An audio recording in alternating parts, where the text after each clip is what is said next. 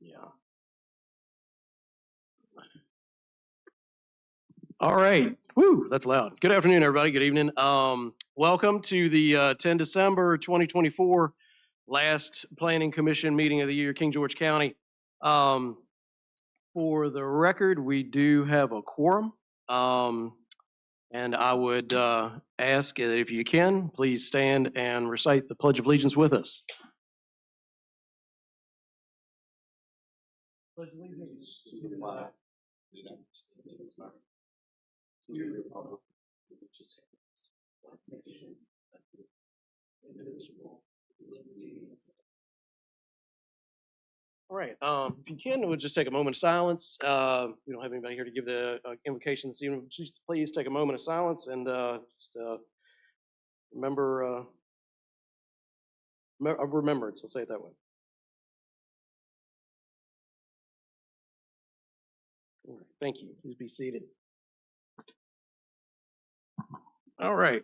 First item on the agenda is approval of minutes from the 12 November 2024 meeting. Again, we've got moved to the truncated meeting minutes, so I'll ask if there's any specific issues or questions with those. If we can please address those, we will note them and have them corrected or denoted in the final record accordingly.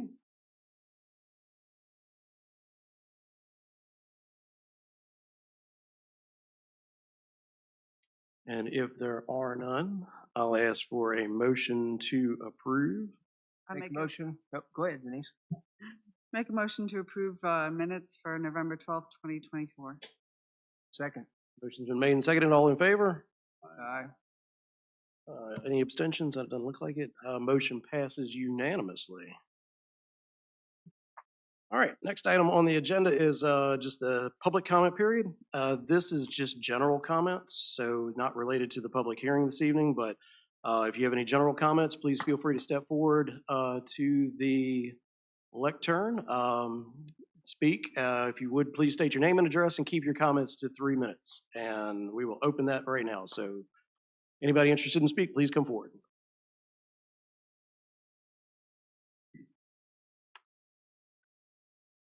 James Shaw, James Monroe District, columnist for the Northern Next Sentinel, citizen journalist, kgmedia.top, speaking both in my capacity as EDA member and as citizen journalist.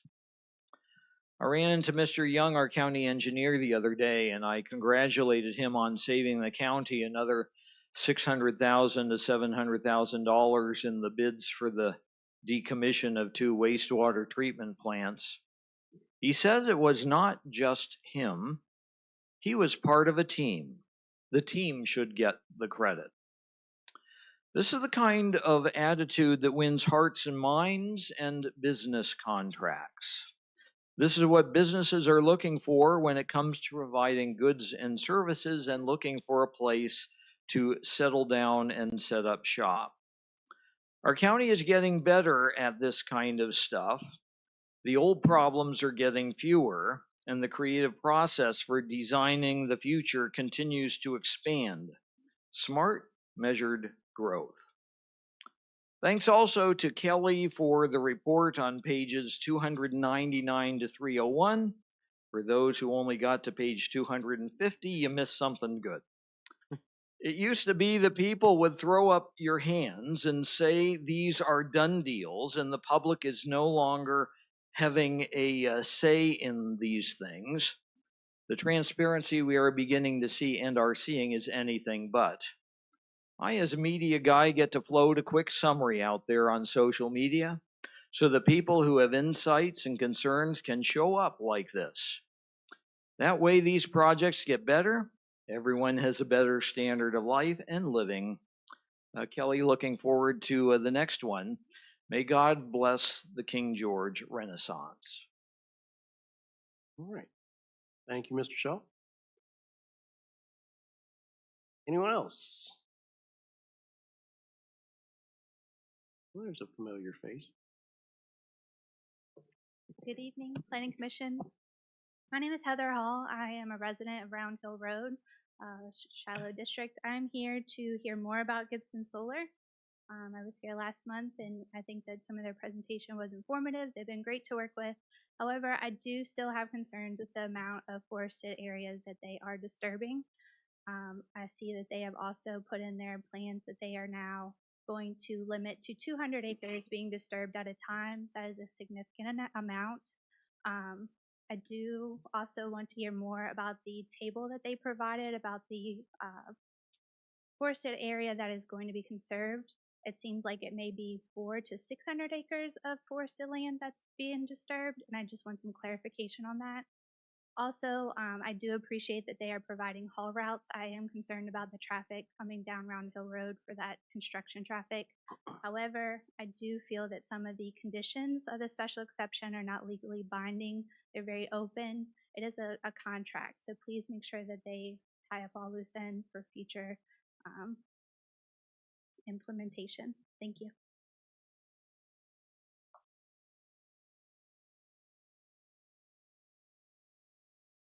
Thank you, Ms. Hall. Anyone else? Okay. If there are no other comments at this portion of the public comment period, we'll close it now and bring it back into the planning commissioners for discussion of any comments. Mr. Kendrick? No.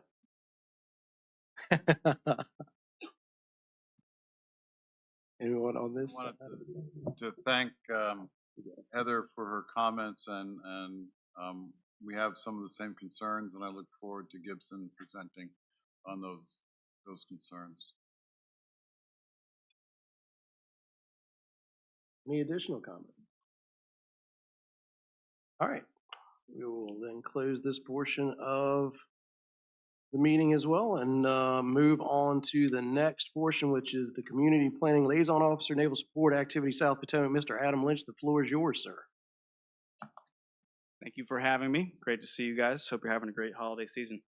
So only one item to report back on, relevant item, and it's a bit of good news. Prior to Thanksgiving, the Virginia Department of Conservation and Recreation revealed that they were allocating $500,000 in grant funding from the Virginia Land Conservation Fund that is going to provide for the purchase of the Lake Caledon property and the expansion of that property into the state park system. It's cool. exciting for us. The Navy has pledged money to provide another chunk of the funding that is going to go toward the purchase of that property to help conserve open spaces and compatible land uses with our naval mission. So we're very grateful to the state for allocating that money and look forward to continuing to monitor the success of that project. And that's the only news that I have. How much land is that, Adam? It is 468 acres, if I recall correctly, Okay. 450 to 460. On the opposite side of Caledon. Directly south of 218 Right. from Caledon State Park. That's Cool. correct. Nice. Okay, great. And then there's the other piece that still have there's the other piece you still have your eye on, right? The other 400 some acres, I think, right? So as far as I know, the Lake Caledon property is the only one that's been targeted at this point for state park expansion. And just to be clear, that purchase is not going to happen by the Navy. The program that we use to contribute to that funding is called the Readiness and Environmental Protection Initiative Program, and that funds private and non-federal agencies that elect to purchase property to keep it in conservation and compatible land use. We typically don't buy the property, the Navy does not. Excellent. Thank you, sir. Great. Thank you. All righty, next item on the agenda is the public hearing, Resolution PC TAC 01 TAC 24, application Z-TAC 2024 TAC 00218, Clydell Limited Partnership and Harwood Power LLC, application for a special exemption permit to allow for a battery energy storage facility on a portion of tax map 17, parcel 72. I'll let Kelly speak to it, then we'll give the applicant 10 minutes to discuss. Thank you, ma'am. Thank you, sir. Good evening, everyone. I'm just going to give a brief overview of the application and then invite Cyrus to come up and give his presentation. Representatives from Open Road Renewables and Harwood Power have applied for a special exception permit to establish a battery energy storage facility and associated accessory uses on approximately 12 acres of land located just west of the intersection of Route 301 and Washington Mill Road. There's a map in your staff report for reference. The property is part of a larger parcel that is zoned industrial and is located within the Claydale settlement area in the comprehensive plan. The King George County zoning ordinance requires a special exception permit in the industrial district for a battery energy storage facility. The facility is proposed to be located over 600 feet from Highway 301, which is the nearest public roadway. The facility will be screened from adjacent properties by existing tree cover and topography. The facility will be monitored 24/7 from a remote location and be surrounded by perimeter security fencing. The applicants have been working with county staff who also reviewed their application, and also especially with fire and rescue to address any comments that they had, as well as their emergency plan and their training needs. Per the zoning ordinance, the applicants have submitted a preliminary decommissioning plan that can also be found in your packet. The standards for review of special exception permits are set forth in section 3-4-3 of the zoning ordinance and are listed in your staff memo. The applicants participated in a community meeting in April where they presented information about the facility and answered questions from interested participants and neighbors.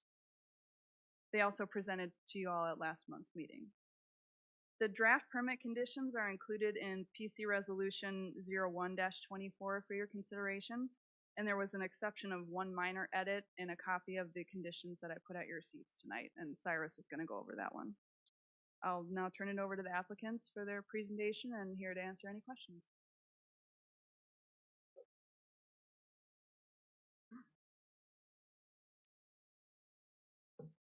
Good evening. Good to see you again, Commissioners. Cyrus Tashikori with Open Road Renewables. I'm going to apologize in advance for repeating a lot of what you heard a month ago for the benefit of the public. I'm going to be repetitive, but happy to answer questions and feel free to interrupt if that's appropriate. I did bring a laser pointer because that was an issue last time, and I'll gift this to the podium, so whoever uses it after me. So I'm joined here by Scott Foster from Gentry Lock, who might jump in, and Mike Volpe as well from Open Road. Someone controlling that, or is that up here? Oh, she is, okay. If you could go to the next slide. So I'm here to talk about the Harwood Power battery storage project we're proposing. It is it's a battery storage project similar to what's pictured here. The bottom right picture is actually a facility here in Virginia. Let's see if this thing works. There you go. It's about 4 miles southwest of Dahlgren, about 1,000 feet west of Route 301. These containers are roughly 10 feet tall. They're about half the length of this dais here that you're sitting at. And they basically have the same kind of batteries as are in our pockets in our cell phones, except a more stable, more heat resistant form, more expensive form of the same kind of batteries. And this is part of the modernization of the electric grid. Dominion's putting a lot of these at their substations all over the place, and the same across the country. They are safe, but we'll talk, and pretty much all of the emphasis on these projects is how to make sure that they are safe, and if there's a fire, how to make sure that fire is limited, safe, and controlled, and doesn't present any kind of health risk. So if you could go to the next slide. I think Kelly mentioned this is on industrially zoned land, but I want to take a step back and kind of talk about why we're here. So across the PJM footprint, which is the 14-state grid that includes Virginia, the cost of delivering stable, reliable power have gone up thousands of percent over the last couple of years. For example, just in this last auction for capacity, the cost went $2.2 billion across PJM to $14.7 billion. That goes straight to the ratepayer. And one of the ways Dominion Energy is trying to address that is by putting this type of project at different parts of the grid to increase grid reliability in a cost-effective way. So in an overly simplified example, this type of project can help keep the lights on. The reason I say it's overly simplified is because no one project is gonna be able to do that, but this type of project across the grid, especially the closer it is to the end user, the more reliable the grid is if there's a blackout or a storm that knocks out a line or a substation or something like that. Or maybe there's increased capacity, increased demand in a heat wave, things like that. I highlighted a few things in this presentation which are specifically responsive to comments that you all or the public had last month, and this is one of them. There was a question about, ballpark, what amount of power are we talking about here? So the back of the envelope math is if you take all the residential demand in the county, this project could basically absorb power and cover that amount of demand for an entire day. Or if you just look at all the residential demand in Dahlgren, it would be a whole week of power. Next slide, please. So I tried to update the maps to make it a little more clear where we are, but we're basically, this thing's still on, we're basically just southwest of Dahlgren there, about 4 miles on the west side of 301. The little yellow polygon is the project. You can see 301 Windsor Drive. And this whole bottom part of the parcel is industrially zoned. This whole top part is commercially zoned. So we're exclusively in this industrially zoned part of the parcel. The project won't be visible from the public road or any existing commercial or residential structure. I did get some questions from the public after we mailed our notices, and they were like, will I be able to see this from my house? And the question is, can you see the water tower from your house? Because if you can't see the water tower, you're never going to see this because it's going to be 10 feet tall. And there will be a new substation adjacent to it in that big existing overhead transmission corridor. And for the last, I don't know how many years, this area has been used for timber, but also recreationally for an off-road, big family off-road motorcycle and ATV group. And we do plan to participate in Dominion's RFP in February. We're trying to time everything to be able to do that. Next slide, please.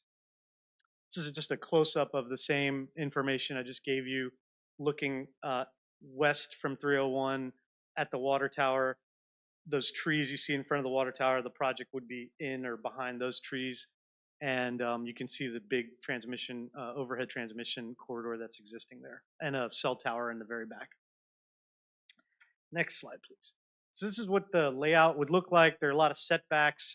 This is considered a remote site in fire safety standards, meaning it's separated from anything really. And so the little rectangular containers are the actual battery containers, again, smaller than this dais, about the same width. And then each one is spaced out so if there is any kind of fire event, it doesn't propagate, even though they are firewalled, so you can have them 3 inches apart and the fire won't propagate, but everything is designed for redundancy and safety. So that's why you see all the spacing in between all the containers. And then you also see screening and some other elements, retained screening around the project. Next slide, please. So this is, one of the main topics that we talk about with battery technology, especially lithium-ion batteries. Because, whether it's your phone or your laptop, if you Google cell phone fires, you're going to find a whole page of cell phone fires because this type of technology can catch on fire. So one thing to understand is lithium is not toxic. It's actually prescribed as an antipsychotic, not at the scale, obviously, but when a fire happens in a lithium-ion battery fire, or whether it's in your phone or whatever, the main issue are all the plastics and things like that, the glues that are melting. That's why it's considered similar in terms of the emissions to like a big house fire. So it's not some kind of like a gas station burning or something like that. It's really much more like a house fire, but with a lot more plastic. The lithium itself is not toxic. When it burns, it creates an irritant, but the amount of lithium is a tiny, tiny amount versus the amount of plastic and other stuff, just like in a house fire. So in these remote containers, in these remote locations, the emphasis on fighting a lithium-ion battery enclosure fire is to keep everything cool, let the energy dissipate, and then you come clean it up. So it's not, you're not trying to necessarily stop that one part of the container from burning. You let the energy dissipate, you keep everything else cool. The water's largely on the 2 containers next to it. And again, very similar to a house fire, except much, much smaller. Afterwards you have to come and clean it up. So all of this is to say, this is what happens if there's a fire. You guys have probably never heard of the Dominion battery projects that have been operating for a year or 2 in Virginia. because there's never been an incident. It's the same with 97, 98% of the projects in the country.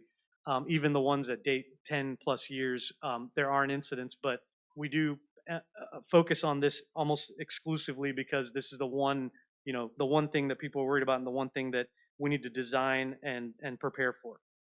I can talk more about some of this stuff in the conditions to not repeat myself, but the conditions on the next page address kind of how some of the health and safety issues are addressed. If you could go to the next page.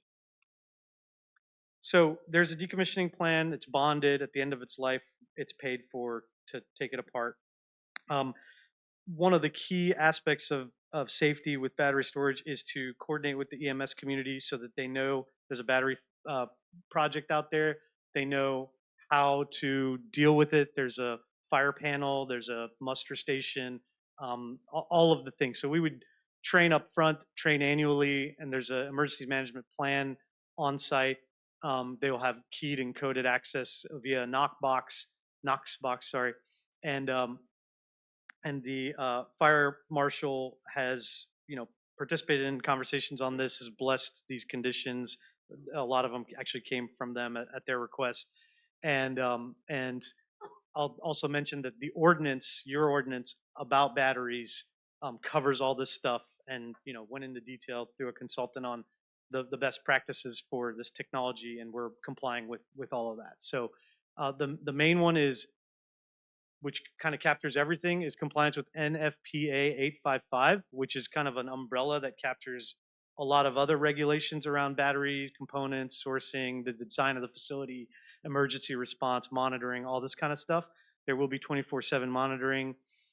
We have on-site water tanks or a water supply for use by the EMS in case of an emergency.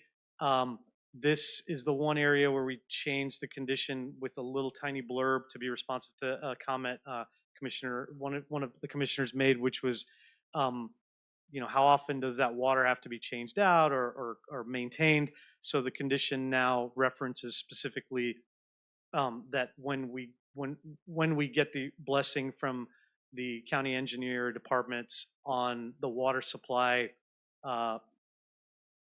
performance subject before the site plan, this issue would also be covered, the maintenance and refilling of the water. There's some other elements in the conditions. I'm happy to answer questions. There's a noise condition, screening conditions. There will be a boundary line adjustment to carve off this parcel from the big giant parcel.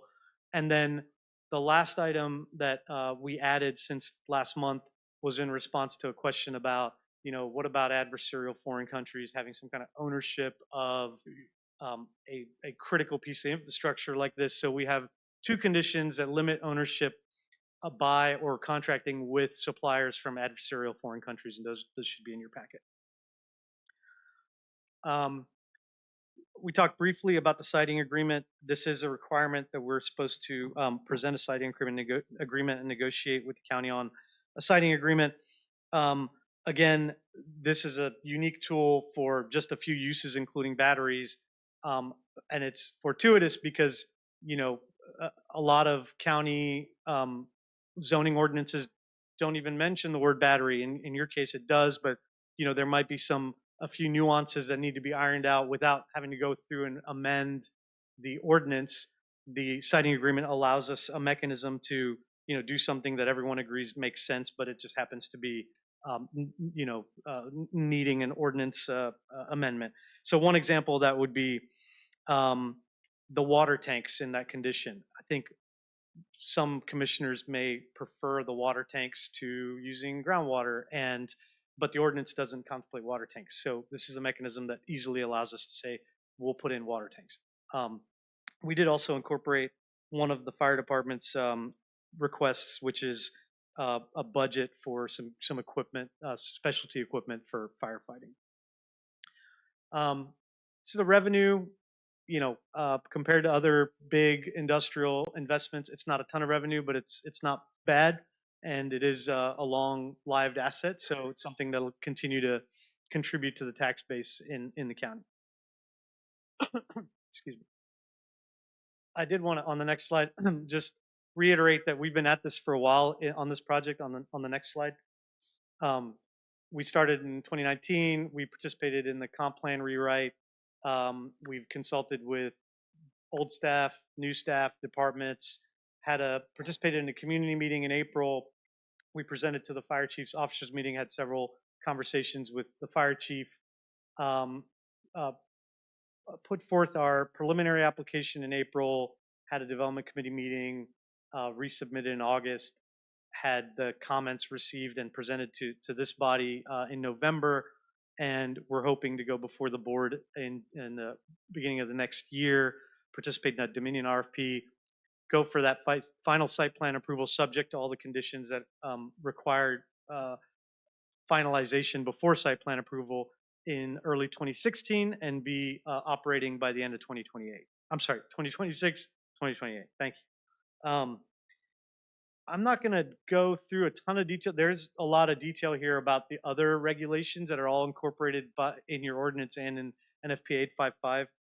Happy to answer questions about these. We have done a few of these. If you go to the next slide, these projects across the Commonwealth, Middlesex County, Loudoun County, all so far have are either owned or been contracted to Dominion.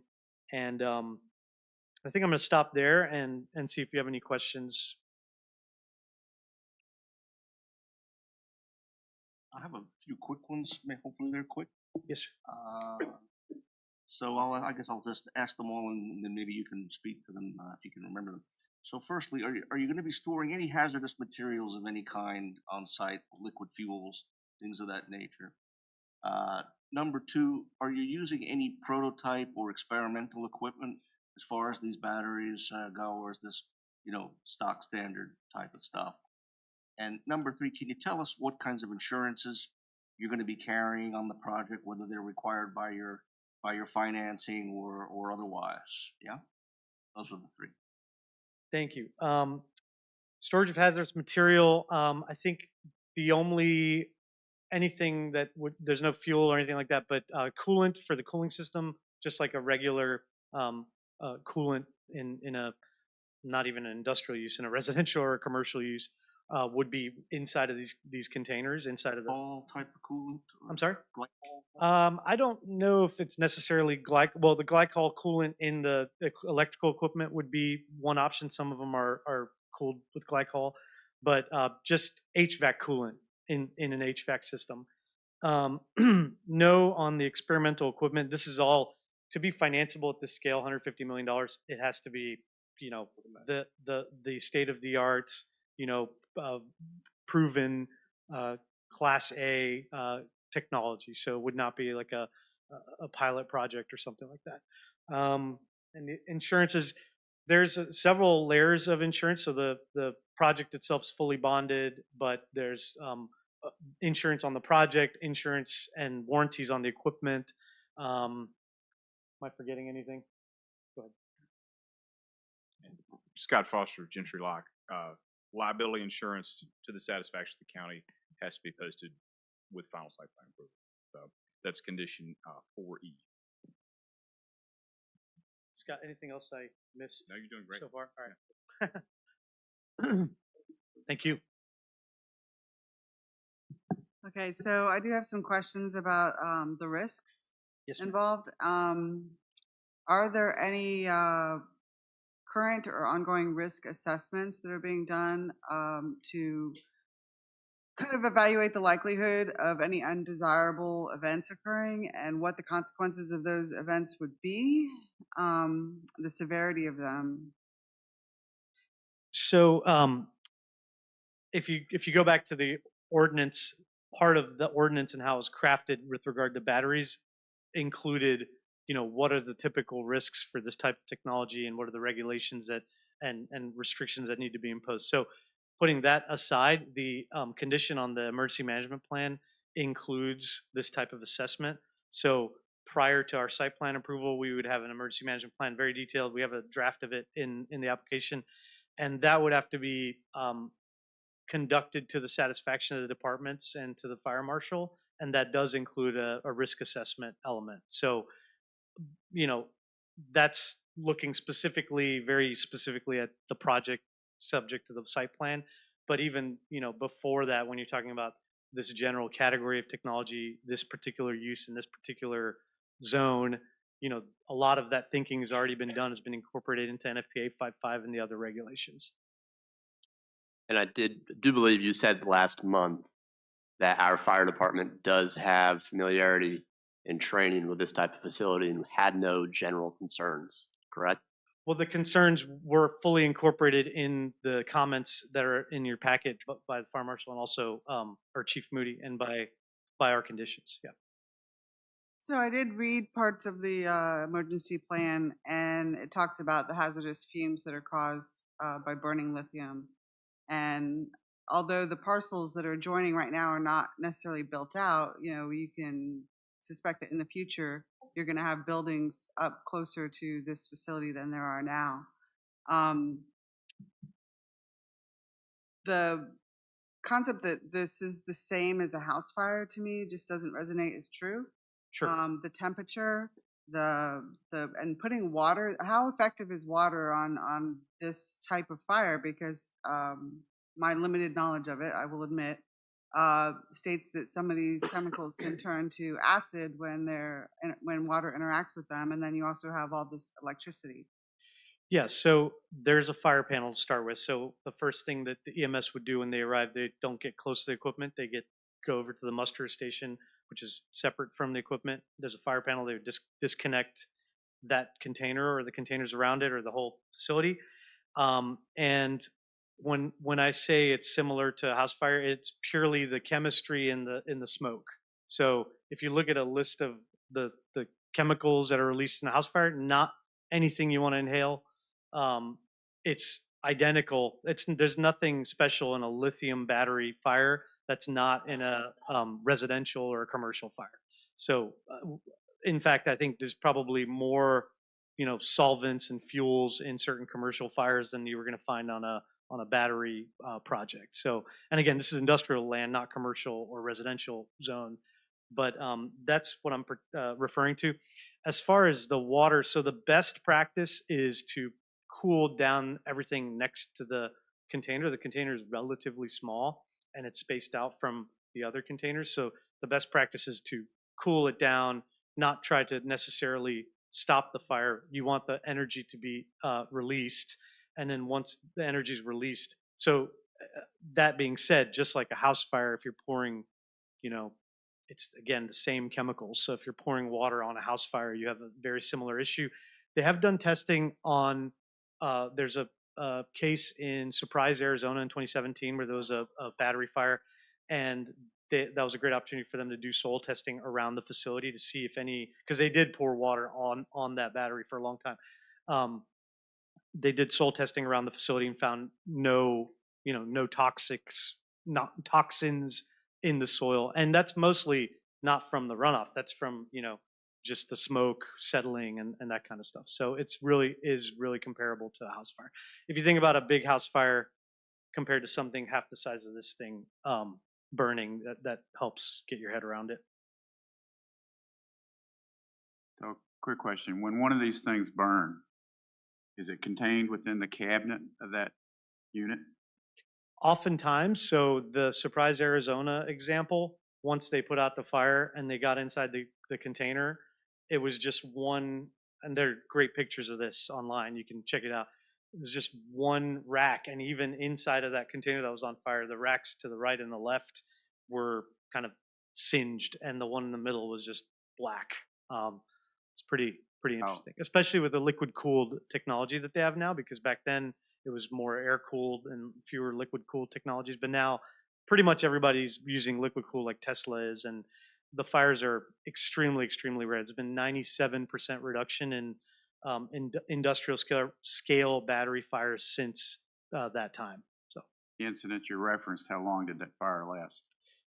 it was hours. It was several hours. I don't know exactly. And that fire was actually the basis of 2 rounds of new fire regulations addressing training, addressing conflagration panels, not approaching the fire until it's completely out, that kind of stuff. Because I think absent training, firefighters are, their instinct is to jump in and try to put the fire out. And this is the opposite. You keep your distance, smoke a cigarette, I guess. I don't know whatever, and wait for the fire to go out. So slightly different aspect of this now. These units, how long do these units, what's their typical lifespan? The container itself has decades of lifespan, but we would swap out the batteries as they get older. But it's just like a server. They're little rectangles like this that you would swap out as they become less. As they lose their longevity. How much maintenance is required for this? For what you're proposing, how much maintenance would be ongoing? And The how maintenance continuous would is it? it would be ongoing, but it would be a couple guys in a pickup truck, not big equipment bringing in new containers. So it's not a lot of work. It's similar to the substation next door, It's basically. not like at year 10, you're going to roll in and replace all the units. No, I mean the inverters may need to be rehabbed in year 10 or 12, but that doesn't have to all happen at one time. There's not a big amount of traffic or construction beyond the initial construction of the project. Okay, thank you. I have a couple quick questions. Yes, sir. I read through all the documentation that was in the agenda and in our minutes, and I got a little confused. Is this storage system going to be using lithium ion or lithium iron phosphate batteries? Both were mentioned in the documentation, depending on which document I was looking at. It could be either, or it could even be like a different chemistry, like a flow battery technology. So they all look the same. They have different kind of.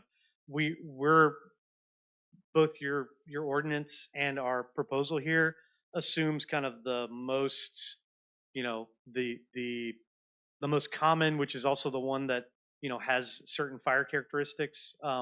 But it could very well be a different chemistry that's like a flow chemistry. All right, that's fine. So it could be any of them. That's fine. I would suggest that the other commission members up here take a look at Chief Moody's notes. They're on page 118 and 119 in our handouts. He specifically talks about in paragraph 9 his concerns. He specifically says that the gases are toxic in his response, and I'm glad to see their response that they have offered to provide the funding for the equipment that Chief Moody is suggesting he needs for having long-term scuba SCBA, the self-contained breathing apparatus, recharging, because these fires can spontaneously reignite.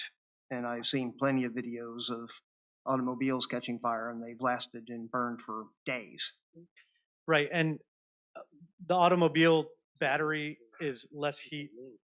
The lithium-ion batteries in automobile use is less heat resistant and cheaper, frankly, than this. But I'm not saying that smoke is not toxic. I was just saying that the lithium is not a source of the toxic Bill, on your nature slides, of you the- said it's not toxic. Lithium is not toxic. I'm saying that if a battery container is burning, you don't want to inhale the smoke. It is toxic, just like a house fire smoke is definitely toxic. I was just My saying other lithium is real not. question for you, however, it really has to do with something that's not been addressed in here, which is the substation. Can you explain how that agreement and how that process is going to come about? We're going to, if we approve you to do the battery energy storage, it doesn't do any good without a substation, and that's not been discussed about how that arrangement and how that comes about. Yeah, so there will be a substation as part of the project, and it's contemplated in the application. I may ask Scott to explain the exactly how that fits into the ordinance and the way we submitted the application. Thanks.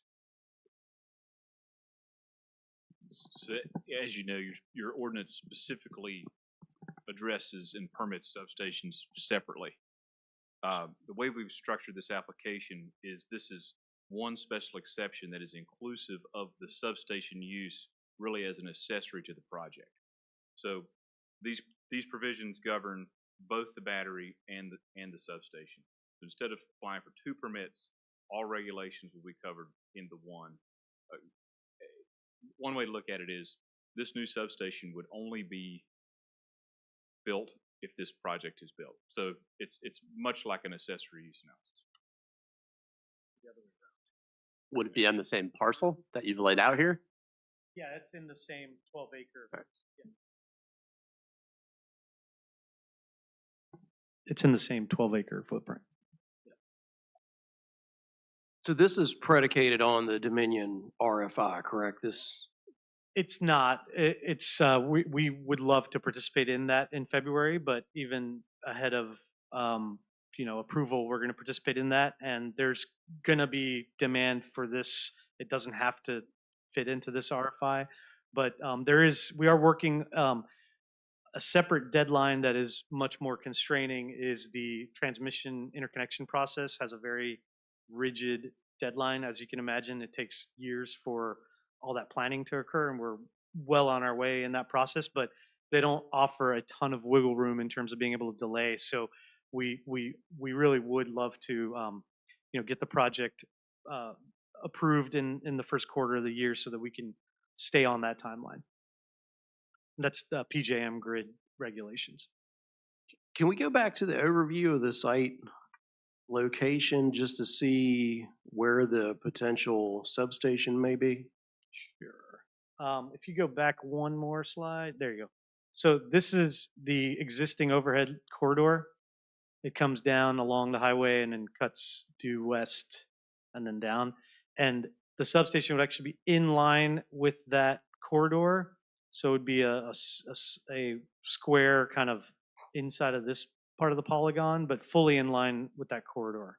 So lines would come in, go into some equipment here, come back over and continue this way. So is the substation in the 12 acres? Yes, sir. Yeah. So this yellow is about maybe 8 acres, and then this polygon is the balance. Okay, it's hard to see the other polygon. So the yellow is just for the battery storage Right. dimension, and the overall 12 acres is the outer, looks like a white Yeah, it's this line, white. and the substation is within the 12 acres. That's right. Thank you. Thank you.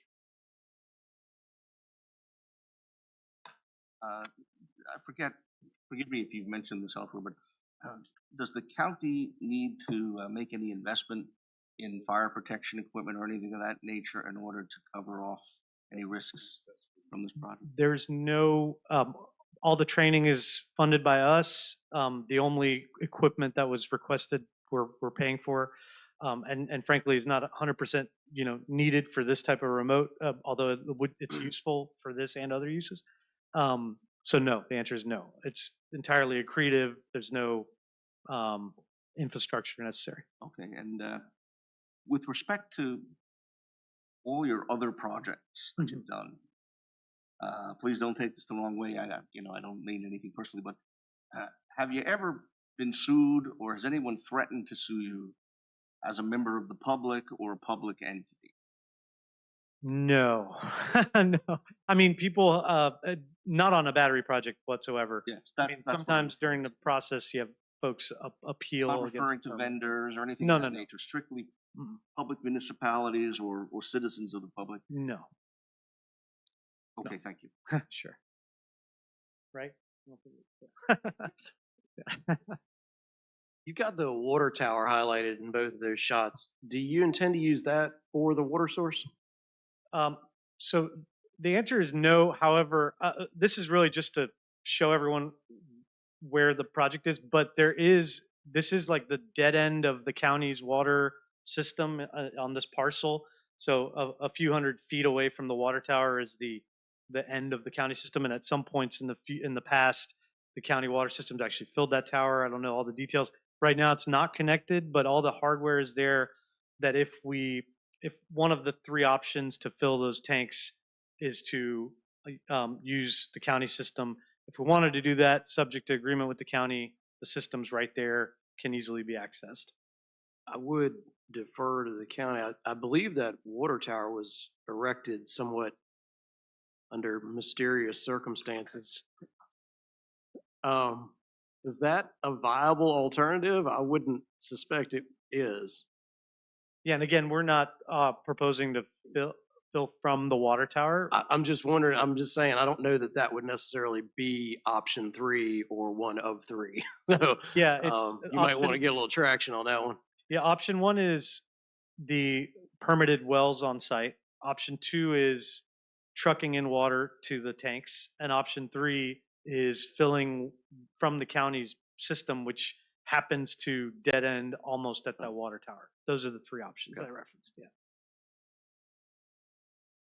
Okay, is there any other questions from the commissioners? If not, I'd like to open the public comment period and we can go home. Brett, you got anything? So the three options for water. When does that get decided? It would prior to our ability to go get the site plan approved, so it'd be a negotiation with the county. Before approval by the board? Before our site plan would have to be approved by, by staff departments.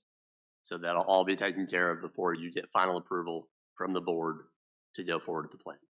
As the conditions are proposed right now, yes.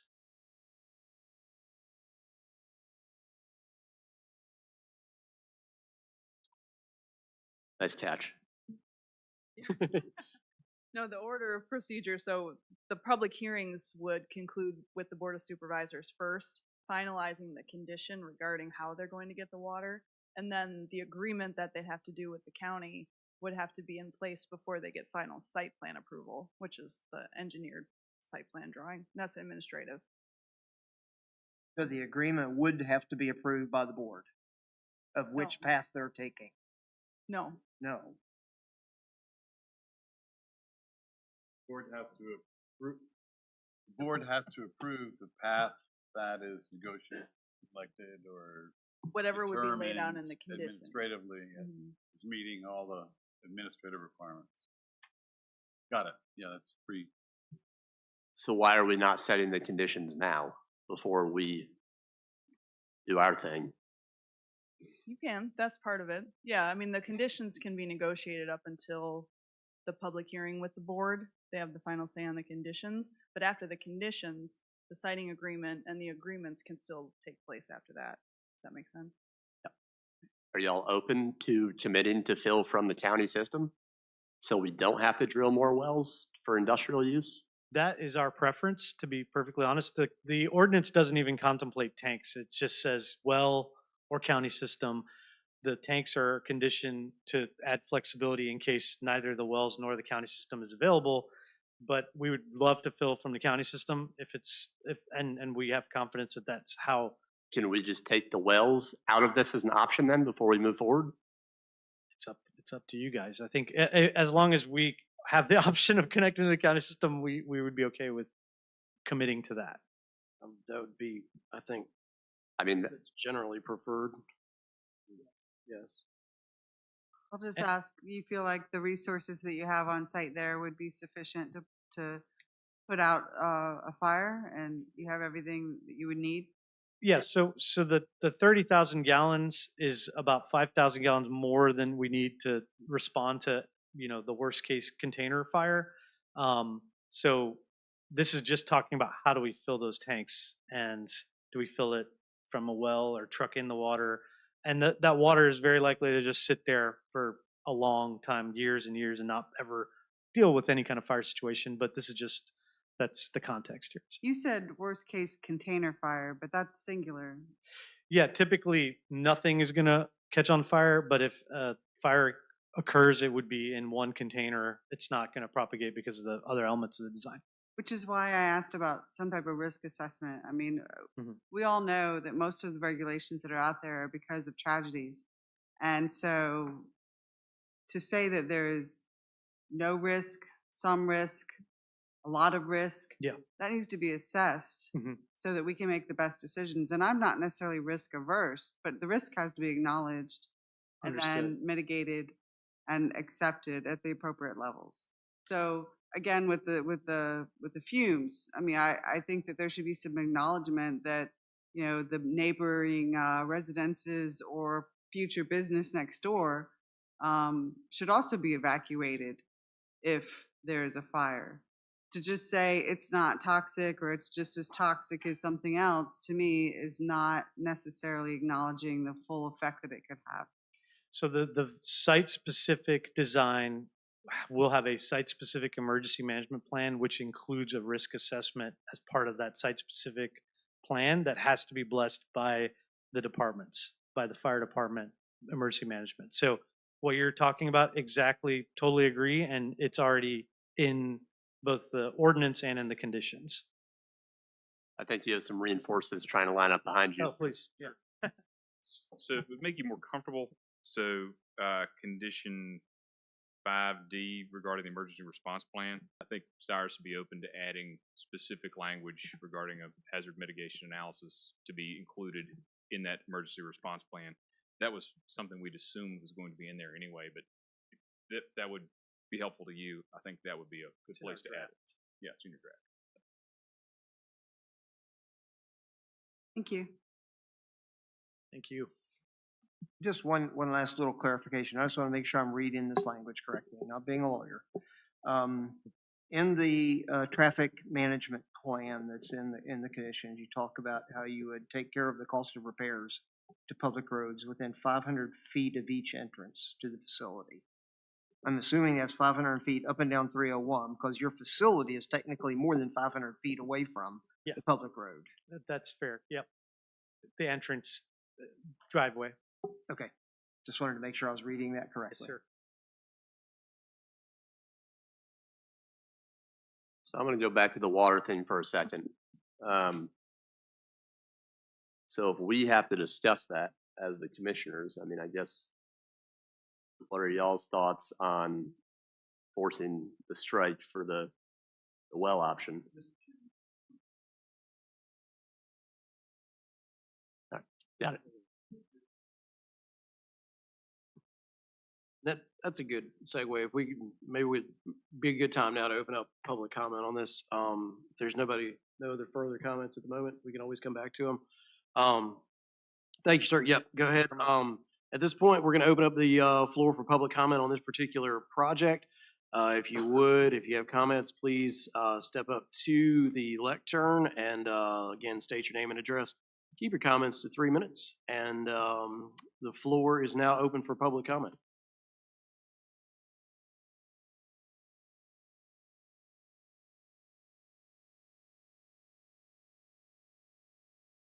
I'm Jeremy Cooper. I live in Claydale. I live exactly 0.5 miles away from the thing. And I know this because I got a letter yesterday saying this thing is happening right now. And they said they've been working on it for so long. But this is the first I've heard that there's going to be this huge industrial thing 0.5 miles away from my house. And that makes me nervous. And it's batteries, and that's cool. But just the way in which I was notified less than or right exactly at 24 hours is it makes me feel nervous for, like, that's my introduction to my new neighbor is congratulations, we're going to make a decision 24 hours after we've told you, and it makes me feel bad.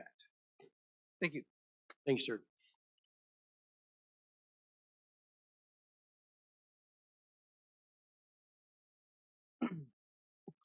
Adam Lynch, Community Planning Liaison Officer for NSA South Potomac.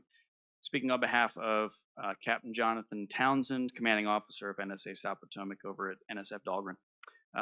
Wanted to submit a public comment to help you guys with some context and situational awareness as you make your decision.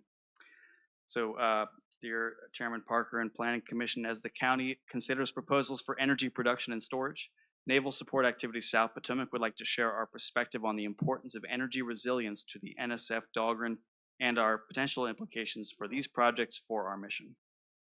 Power supply is a critical need for Naval Support Facility Dahlgren. We rely on an affordable and reliable flow of electricity to sustain our operations. The Navy foresees major increases in demand on Virginia's power grid from civilian consumers, both industrial and residential, over the coming decades. The battery energy storage and power generation projects proposed for King George County are examples of grid improvements that we believe will ultimately benefit NSF Dahlgren as a power consumer. Battery energy storage especially may provide unique potential for localized support to NSF Dahlgren. Battery backup can help ensure prompt restoration of service following power outages. NSA South Potomac welcomes future conversations with utility and industry partners to improve energy reliability through battery energy storage. Thank you for the opportunity to share our perspective on this topic, Captain Jonathan Townsend.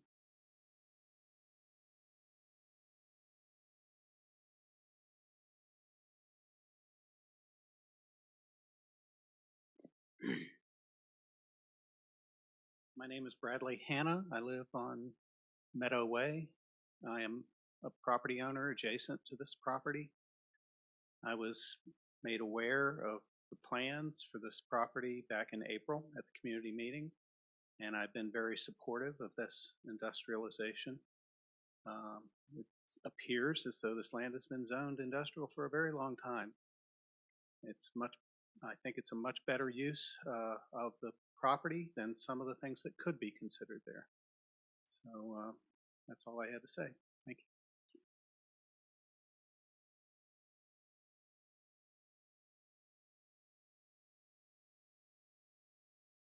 you. Any additional speakers?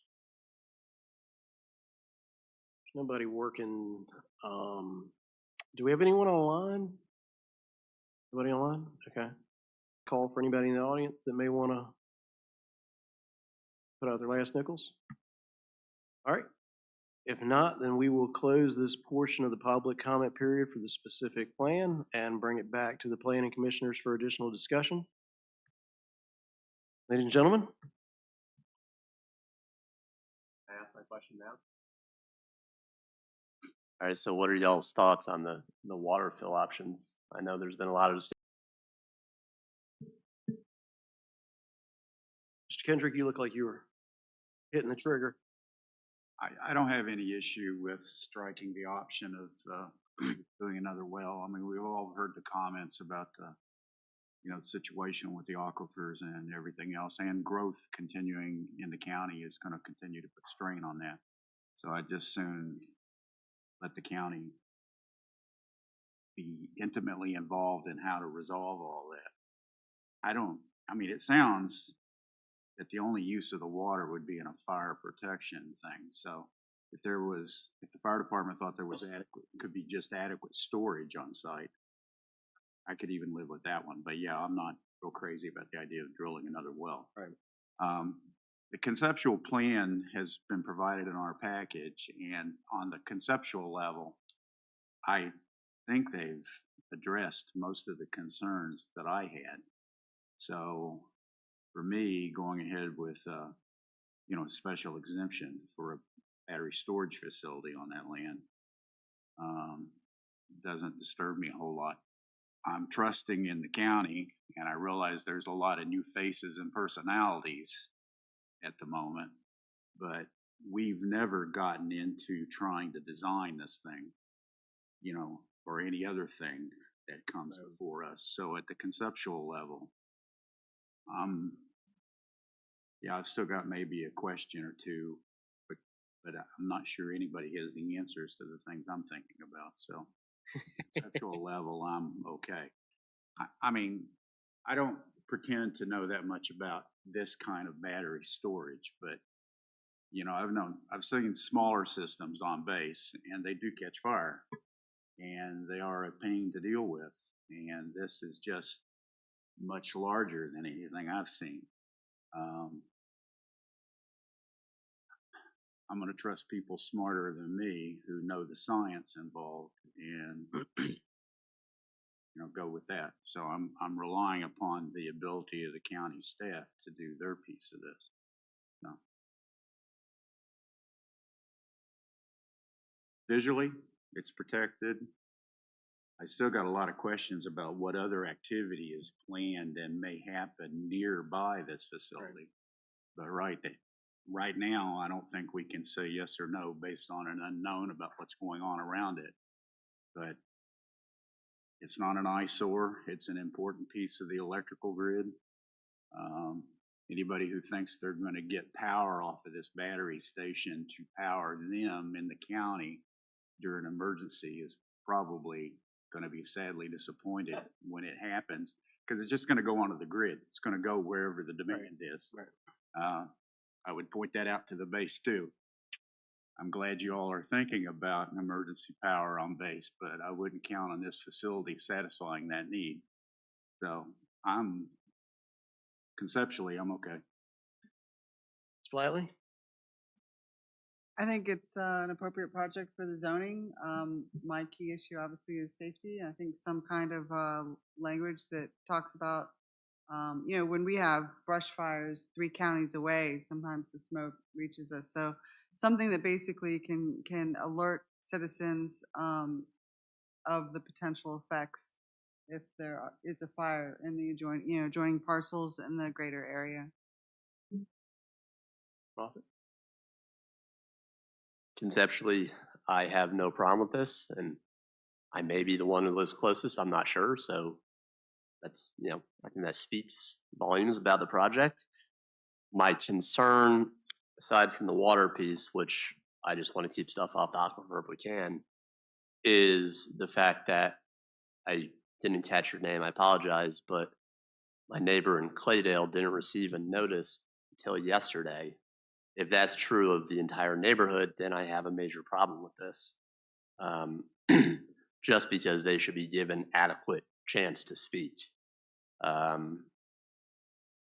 So I don't really know what to say beyond that. I don't know what requirements are in terms of notifying the direct neighbors. Again, 24 hours is not nearly enough time given schedules in the modern world. So yeah, I don't really know where to go with that, but I will say to Harwood, or excuse me, I will say, y'all, if that is true and that comes to light, that would probably negatively impact any future products in my mind that you bring to the county. So. I also think it's an appropriate use for that zoned land. It appears we have a developer, owner, operator that is experienced, has multiple projects of a similar scale. I think it's provided that, of course, that the fire department and the county believe that the risks that are attended to it are properly mitigated, covered off. I would support it. I would like to hear actually from the county a bit more on that in terms of what their recommendations are, or maybe even hear from Chief Moody if that's possible. But in principle, I support the project. Spell vote up. Sounds like there's not a whole lot wrong with this project. It's something that our partners at Dahlgren want, and it seems that it's very low impact to the county, and they're giving our fire department extra equipment that's not necessarily needed for this. Plus, we get more tax money. It seems like a win-win. Gordo? This project appears to be well thought out, well designed, and well reviewed by our administrative team. It's consistent with our current comprehensive plan, and I plan to endorse it. It's going forward. Nicely. Yeah, over the past couple of days, I've read through a lot of this documentation, and while there is some contradictions, as I brought up about the battery technology and terminology, and there's some terminology things in here that, if I was looking at this from a true contract standpoint, there would be some concerns. But overall, I think they have done a very good job of coming up with a design. It's in an appropriate location. It's right here next to the power lines. It's away from the public. It's not going to be an eyesore to the population that is driving up and down 301. I think this is an appropriate project for this site, and I think they've done a very good job. Tried to dig into it pretty hard, and I haven't found any real loose threads that we need to pull, except for the striking the conditions of the commercial well. So my last thoughts on it. I'm not in any way opposed to it. Being that this is a special exception, I think it's one of those things that we need to get right. It's the first one of its kind that I've seen. Personally, I'd like to see an update to the application to reflect the water. I believe Ms. Flatley had asked for some hazard mitigation analysis, something that'll touch upon that.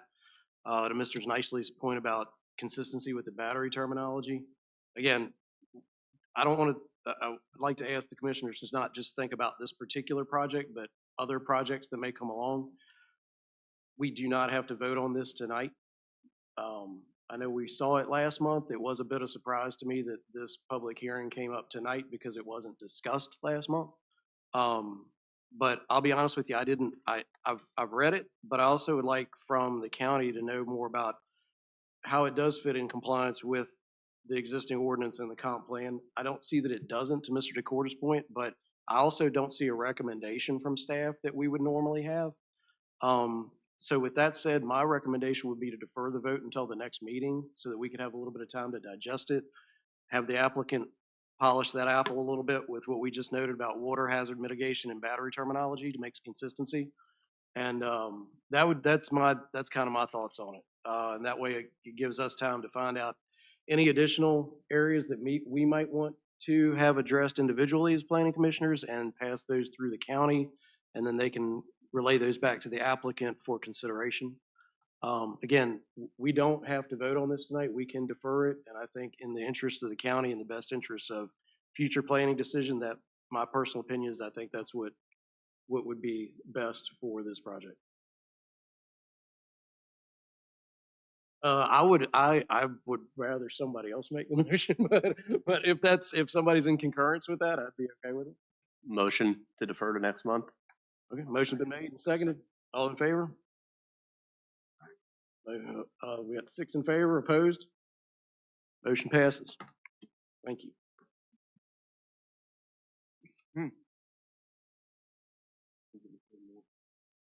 No. Well, we usually call a motion and then vote.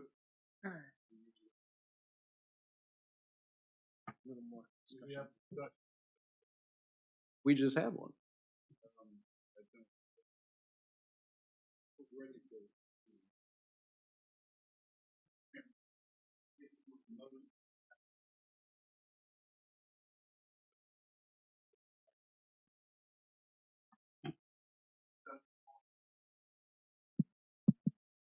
Okay, we'll go back then.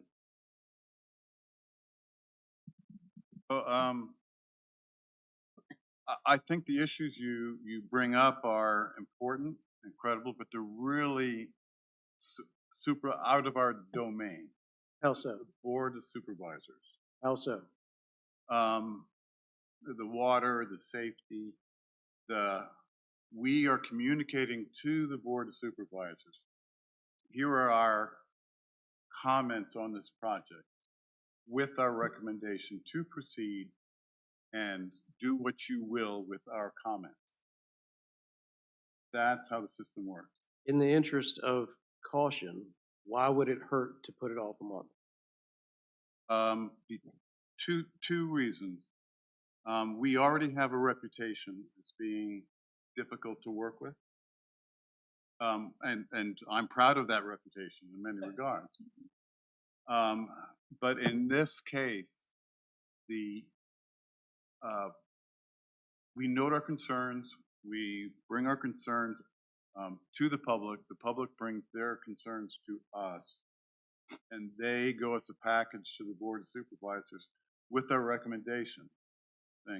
We believe these things should be addressed if they aren't, and then the board can take that and at their public meeting and defer a decision until those are addressed. The Planning Commission's concerns are addressed. They can take that deferral, but if we go this, extra month here, that adds 60 days to a massive capital project. That doesn't make us any safer and discourages the types of development we want to encourage. I hear you, but I think in the past we have prided ourselves on this commission about trying to thoroughly review all aspects of a project before we go to the Board of Supervisors. And we certainly, I don't think we've ever just abdicated our responsibility to provide them advice on an issue that they will make a decision on. I think in this particular case, and I attribute this to the fact that we've had a lot of staff changeover and we're all still sort of getting used to each other right now. we have typically gotten a discussion and a recommendation from the staff as to how it meets all of the requirements necessary for a special exception. We had a really nice presentation by the applicant in this case, but I didn't hear much out of the county in terms of how they feel about it. And, you know, the report had some information from the fire department. Seems like that was addressed. It seems like the safety aspects of it was addressed. It seems like the fire protection or the source of water was sort of addressed. But, you know, I don't disagree with the chairman that there are still things that I'd like to hear from staff and their review and their comments and their recommendation to us before we act on it. So I Well, then we owe don't the have an staff, issue. we owe the staff, you know, please come back to us next meeting. We're gonna defer it. We're gonna vote to defer it. Please come back to us at the next meeting with these points addressed and to the applicant. So we have to do a lot better than say, I'm not comfortable or. Well, feeling- I said I wanted to know how it ties with, how is it in compliance with the ordinance and the comp plan? And so that's what I would like to know, because we also don't have a recommendation from county on it, to Mr. Kendrick's point. So I believe that that's been captured. It definitely was captured the first time I said it. And I would like to see how that comes out so we can get the county's, the staff's impression of it. So we're deferring it pending staff review. And, What they've been doing for the last 6 and additional corrections, as noted before, with regards to water and other things. I believe, to Mr. Kendrick's point too, we should have these things right when we send them. That then put in the motion, say we need these specific elements. Okay, that's fine. This- And I mean, to the point of a reputation of the board, I could care less, because I mean, if there's, I think the fact that we're tight on things drives better applications. If we were to just rubber stamp anything that came through here, the county would look much different. So that, Yes, I agree. And if we did that, I would not be sitting here. Okay. Let me be very, very clear on this. But uncertainty in our minds isn't the absence of certainty. It's a subjective thing. We have professionals of all kinds, state, DEQ. I understand that, but these typically come with a recommendation for. The county will say, we recommend this for approval or forwarding to the board with approval. There's nothing like that here. So And that's a deviation from past practice. Do we, But I'd like to find out if we actually have. I just want to say one more thing. Land use. Is it an appropriate use of land? Not is if the curb cuts are high enough to prevent, you know, a school bus stop. Right, Or okay. something, or, you know, our concern is land use. Well, part of land use is the safety and the benefit of the entire community. Every county And employee and. I'm gonna say that I feel like several times, and you know, I've not been not the longest member of this commission, but sometimes we're asked to push things through when they're about 90%, just so that the timeline works or the next meeting that the board of supervisors can approve. And you know, we looked at rezoning before the performance agreement was done, and we passed the ordinances when there were still touch-ups that needed to be done. And now, you know, we have a draft emergency management plan that we're looking at that we know that there could be changes to, and the water usage there could be changes to. And I will agree that there's a certain amount of frustration knowing that we're just pushing it along before we have the final answers on things. And I think that there's room for improvement there.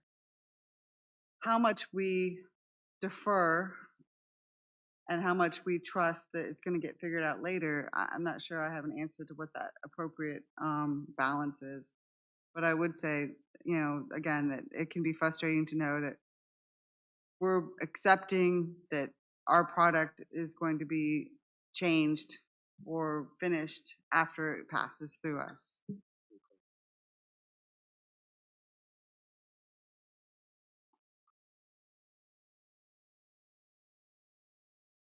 Did we have a comment from staff? If I may. So this being my first go around with one of these are all very helpful and informative comments. The way I laid out my staff report was I tried to go in bullets of all the considerations that should be considered when looking at a special exception permit, including, you know, what's laid out in the ordinance, the comp plan.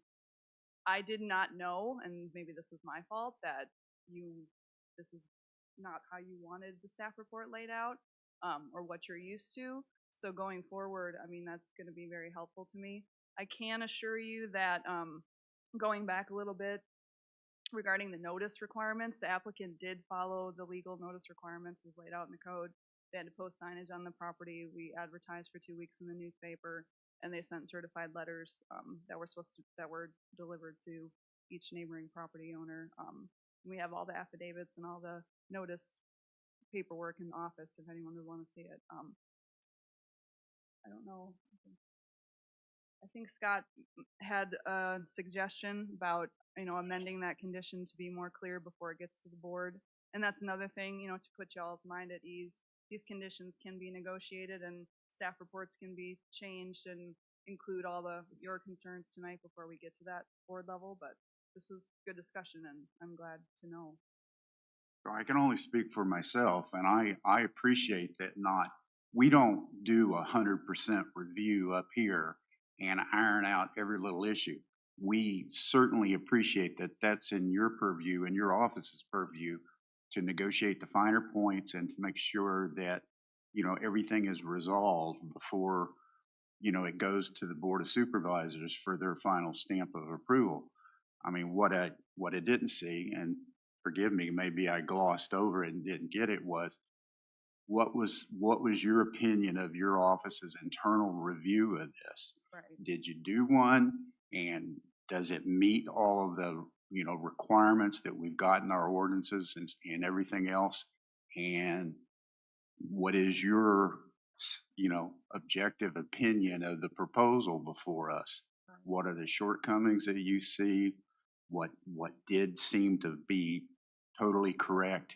And then we can discuss up here those issues where we might disagree with you in your office, or that we bring up that hadn't been thought about. I mean, we did some of that tonight, but what we didn't have the benefit of was sort of your office's opinion of this package, both in terms of the technical requirements that they met or didn't meet, as well as how it fits into the comprehensive plan, how important it is to it. You know, I mean, we're talking about an electrical distribution system. So on one hand, I don't think any of us are arguing that it's a legitimate and necessary piece of a distribution system, particularly, you know, here lately. But, you know, we just didn't have the benefit of all that tonight. Okay. So I may be speaking out of my. No, I think that's but perfect. that's just my.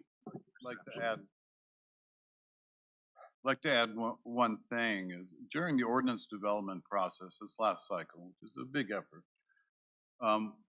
the decision if this was a by right, if this was a 1,000 home subdivision, you know, somewhere on, you know, appropriately zoned, we wouldn't see it. We wouldn't get to talk about it. It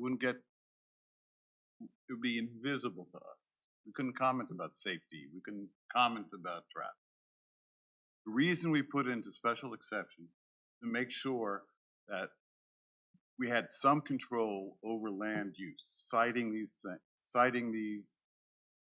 sometimes novel, sometimes new to us, new to the staff, but the staff does the work on the 1,000-unit subdivision. 2,000 townhouses popping up. I mean, that could just not be visible to us at all. If it's an industrial area, if it hits, they could put a tannery, a leather factory, you know, incinerator. If it's by right, it's by right. So our level of scrutiny and detail, I think, is certainly helpful. But to let that interfere with the cycle. We want to incentivize applicants to have complete packages that are thorough, that address the concerns, go through responsive to community input and their development. We can't punish applicants who do everything right and then say, well, we still have questions. We can communicate those, I would say minor, it's relative. Like we can communicate those to the board and let them address them, let the board address those concerns or not, as is their duty and responsibility. Communicating to them is important. I don't disagree with you. We're never going to get 100% on anything. I mean, I've said this before, we don't know what we don't know until we know it. But if there's open questions left in our minds, or in this case, we're still waiting to hear the planning office's, opinion of this, then, we go on. Now, when we were doing, the ordinances and stuff, we didn't get that 100%, and we knew it at the time. But we also knew that an ordinance can always go back and be corrected later. Once this is improved and their special exception is granted, that genie's out of the bottle and it's gone. So if we're not comfortable, and that's the reason we take a vote, that the majority of us are comfortable, but if we're not comfortable as a body, then we defer it and we try to get the answers. If we can't get the answers because there are no answers, then we vote as we deem appropriate. I mean, in this case, I think we've expressed what we think is missing right now, which is not the applicant's piece necessarily, but just we got a few questions about have we done an internal thorough review, which we rely on staff to do, and provide their opinion after they've had a chance to do that. So I think we're sort of beating a dead horse here. Yeah, I guess I'd like to go ahead and comment since I was one of the people that didn't vote in favor when we tried to vote, about why I did not vote in the fashion. In my career, I've seen a lot of things and a lot of bureaucracies that just kind of drag things out. And someone in your camp of if we're going to push something out further, I think this was a pretty well put together. There was a lot of information provided in here, a lot of details, a lot of information that's down in the design level of things. It's really not the purview of this board. And many of the conditions that can be changed by the Board of Supervisors, whether we approve them or not. So I guess the reason I voted not to continue with the motion was I'd like to see a specific list of things that we are still missing. We can't get into what I've referred to as bring me a rock game and just go, well, next month I'm going to come up with 3 or 4 more things that I don't like. And we'll kick it down the road a little longer. And we'll just continue to kick it down the road because every time we think about it, we think of something new. Our motion should be, we want to kick it down the road till we get questions A, B, C, D, E, F, and whatever identified. And then we can close this and send it on to the board. I just didn't like the open-ended, I don't feel right, which is the way that came across. So I did not know we were going to vote on this tonight. If we were voting on it, I think I would vote yes, but I am awaiting, they listed several projects and I reached out to those jurisdictions for input. Since they listed them, I can't imagine that they wouldn't be happy with it. But that's my point of view. If we waited a month, I would ask the applicant, I think he was shooting for first quarter next year for an approval. If we amend our motion to say that we are going to vote on this next meeting, are you on track with your timeline? We don't want to rush you all. If you're not comfortable, we do have some conditions that I think would address substantially the issues that we're hearing. Ready to share with you if you'd like to see them. But we could also come back in January and present those to you in writing. They're pretty straightforward either way. But it's not gonna, I mean, we'd obviously prefer to go forward to the board, maybe a couple of presentations to the board, so it's not necessarily gonna be, 1 month, but whatever you guys need to do is fine. So if we vote next month, are you on track with your timeline for approval?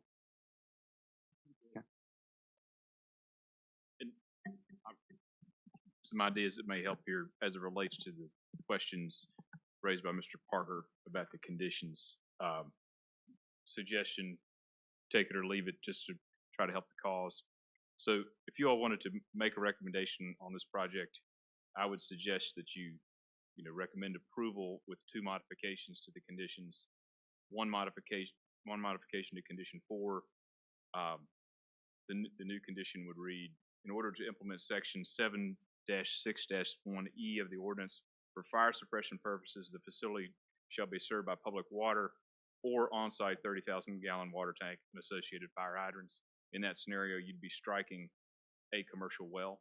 And one point on the commercial well, the reason that was included is because it's specifically permitted in your ordinance that it must be served by an on-site commercial well. So via this striking of those 3 words, we would be disclaiming that as a potential means to serve the facility.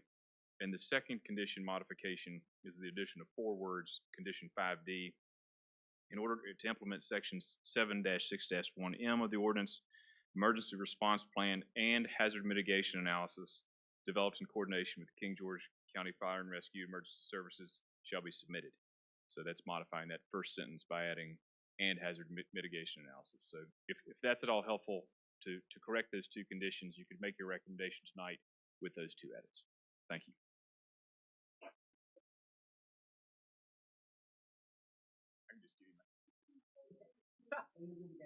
It's okay.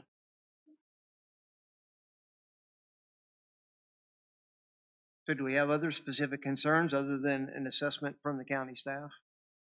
That's really what I'm hung up on.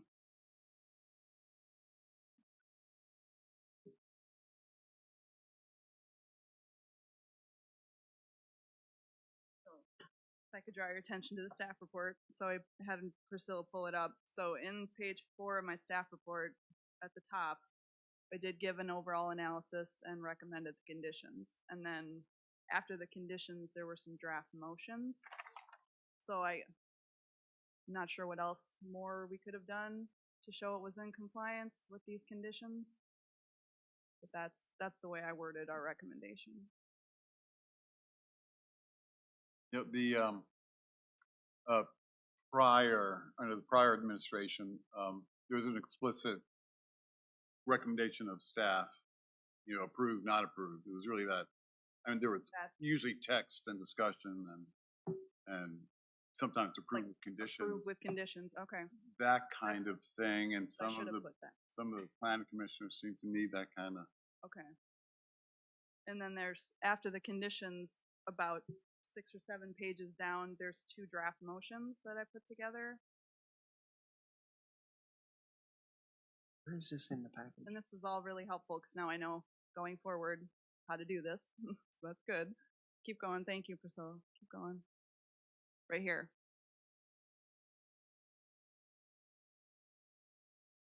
Yes, there was also staff support would generate a recommendation like that.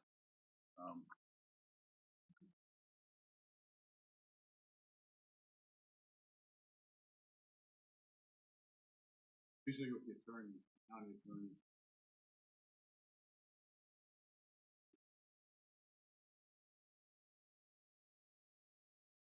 I think that we populate the ABC with identify.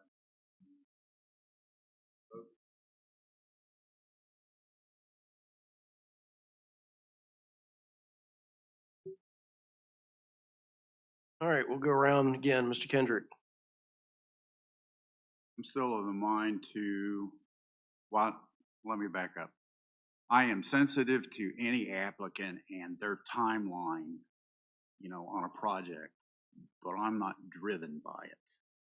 So I'm still of the opinion that I would like to see the staff go through a little bit more of a detailed, analysis and statement to us that they've met all the specific things that were reviewed and give the recommendation. Now,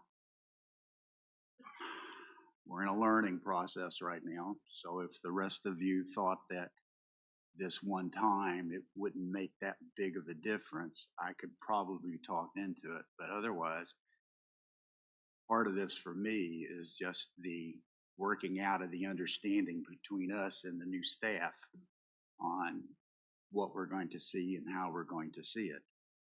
So that's where I'm at. Ms. Flatley? After everything we've discussed and everything we've heard from the applicant, I'm prepared to give a favorable recommendation with the understanding that I have concerns and I don't want those concerns ignored. However, the project as a whole is a good project. And so I don't think it should not be a stumbling block that I want my concerns, heard and responded to and hopefully risks mitigated and disclosed appropriately. Robert? I have no additional concerns, given the 2 changes made and their abridged recommendation. I would be fine voting tonight in light of that. Thoughts? Pretty much exactly the same. If we adopt those recommendations, I would be okay. Mr. Falvo? I'm prepared to vote tonight. I'm prepared to vote if we just make it explicit the concerns of the commissioners and pass a recommendation to the Board of Supervisors. Nicely. I'm prepared to vote tonight. We've addressed the 2 concerns and the conditions. If we add to that, as we pass this on to the board, that we would like to get a comprehensive review from the county staff on their assessment of how this matches up with ordinances and any issues that they have to concern that they want to bring up to the board.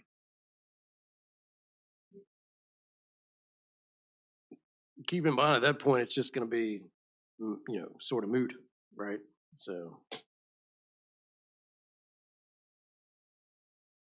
Is it? The board can't continue to modify conditions? Well, Make planning, stipulations on their approval of this project? I think it's one of the, my point on this is it's a special exception. I think it should just be right when it goes over.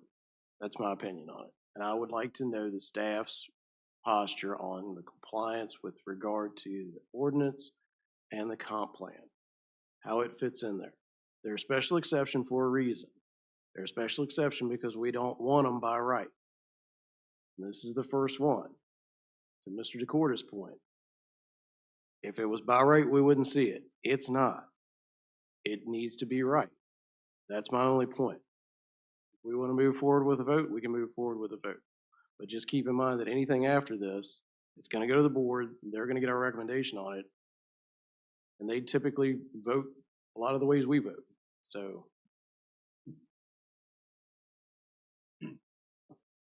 So again, maybe this is just for us to reach an understanding, is that I feel like our responsibility as a commission is to provide a thorough review and recommendation to the board so that they don't have to work through those kind of details. And even they are going to defer a lot of the working out the details to staff. But, do you guys feel like we've answered everything, or are we kicking the can over to them to resolve? Well, what would be what we populate A, B, and C with here? A would be striking the well, that removing the well, commercial well, as an option for the emergency water supply. B was the Comprehensive safety plan. Thing that has mitigation analysis. Right. We feel a more robust hazard mitigation analysis and plan that should be considered. And C, which the staff can do, is staff recommendation to the Board of Supervisors on completeness and satisfaction of, I mean, whether or not it's, you know, coherent with the comp plan is really our role. I welcome the staff's opinion, but it's really our role. But what zoning, what are the zoning issues? Are there other special exceptions that need to be asked? Other, setbacks or deviances or, things with the ordinance? I'm confident the staff has done their work and done it right, and would flag that by exception. But so I am ready to move that we take a vote forwarding to the Board of Supervisors this application with the additions of hazard mitigation, limiting water supply to city water or stored water, and just assume the staff would make a recommendation on it, on the project, on matters that are within their scope of control and responsibility.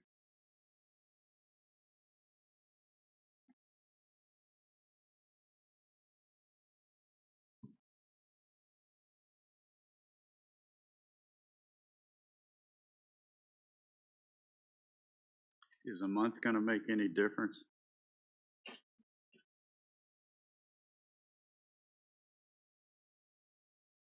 It's invisible to me. Whether, I mean, we could have this whole we can discuss this for another hour next month, and I don't think the outcome's going to be different. And I don't think we'll have a better project. You may disagree. That's fine, but yes, a month matters. This is the speed of light economy. We want to attract good partners to this county, responsive partners,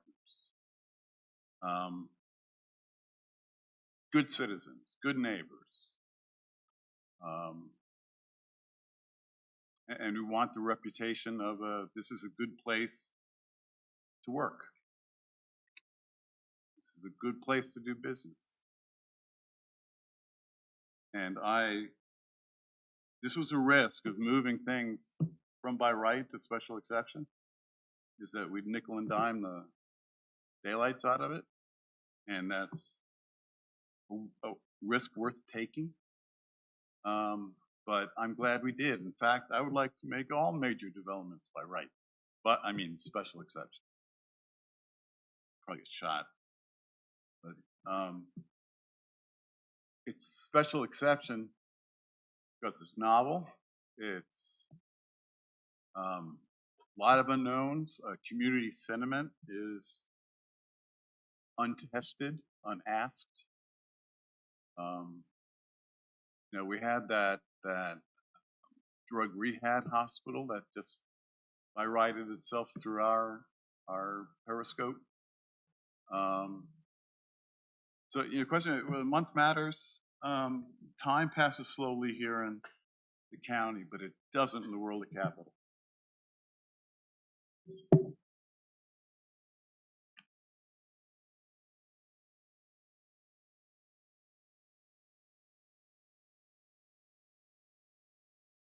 Unless there's no comment, I'll ask for another motion. Mr. Chairman, point of order, I think you'll need to, since there was a motion and it was seconded, you have to dispose of the motion before you close discussion on that. Okay. So you can vote on whether or not to defer. If folks don't want to defer and they want to take a vote tonight, there could be another separate motion for that in line with the motion. Sir, I'm getting tired. I might need you to draw me a picture of this one. What? We have a motion. All right. So I asked for a motion to rescind the previous vote. So there's a motion to defer. It was seconded. Right. And now we need there wasn't discussion. There was discussion. You closed that discussion. Now you need to vote on whether or not to defer. There's still a motion on the table to defer. The last motion is still. Okay. Okay, so then we're voting on the same thing again. All right, I'm following you. All right, back to the previous vote, which would be a motion to defer till next month. All in favor? Looks like me and Mr. Kendrick. Opposed? All right, then somebody make another motion. And one question real fast. Can we still pose a question to the applicants if something literally just popped into mind about the project? In discussion. No? I think generally speaking, the chairman has pretty wide. I'm okay with it. I'm just getting really tired, so. Yeah. So I'm looking at, you know, my fancy pocket computer and a map, and the site does overlook a couple waterways. Has there been any environmental study done on potential runoff changes or what a fire could do to the upper Machoda or Pepper Mill? And I don't know if that's required. This is just kind of for my curiosity, but also because I live on one of those. So there's that. So we've done a full wetland survey, and there are stormwater regs required to control any stormwater from the site. That on the map it looks close, but it's actually not that close to the 5 acres that we're talking about, or the 12 acres.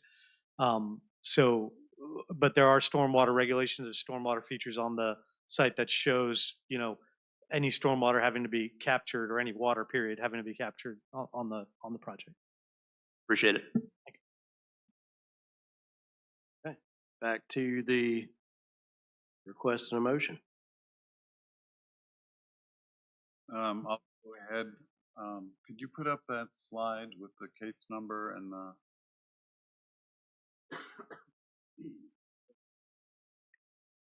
I move to forward application Z to 2024-00918 to the, whatever it is, to the King George County Board of, thank you, County Board of Supervisors with a favorable recommendation.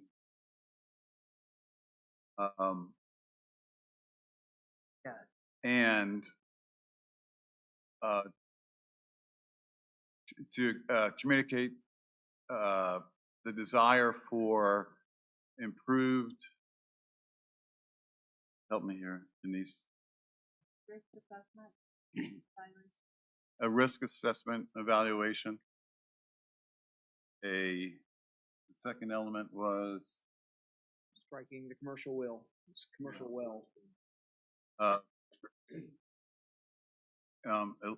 Eliminating the option for a commercial well for emergency water supply.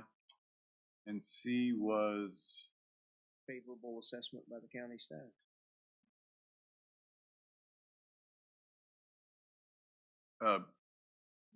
Comment by the county staff.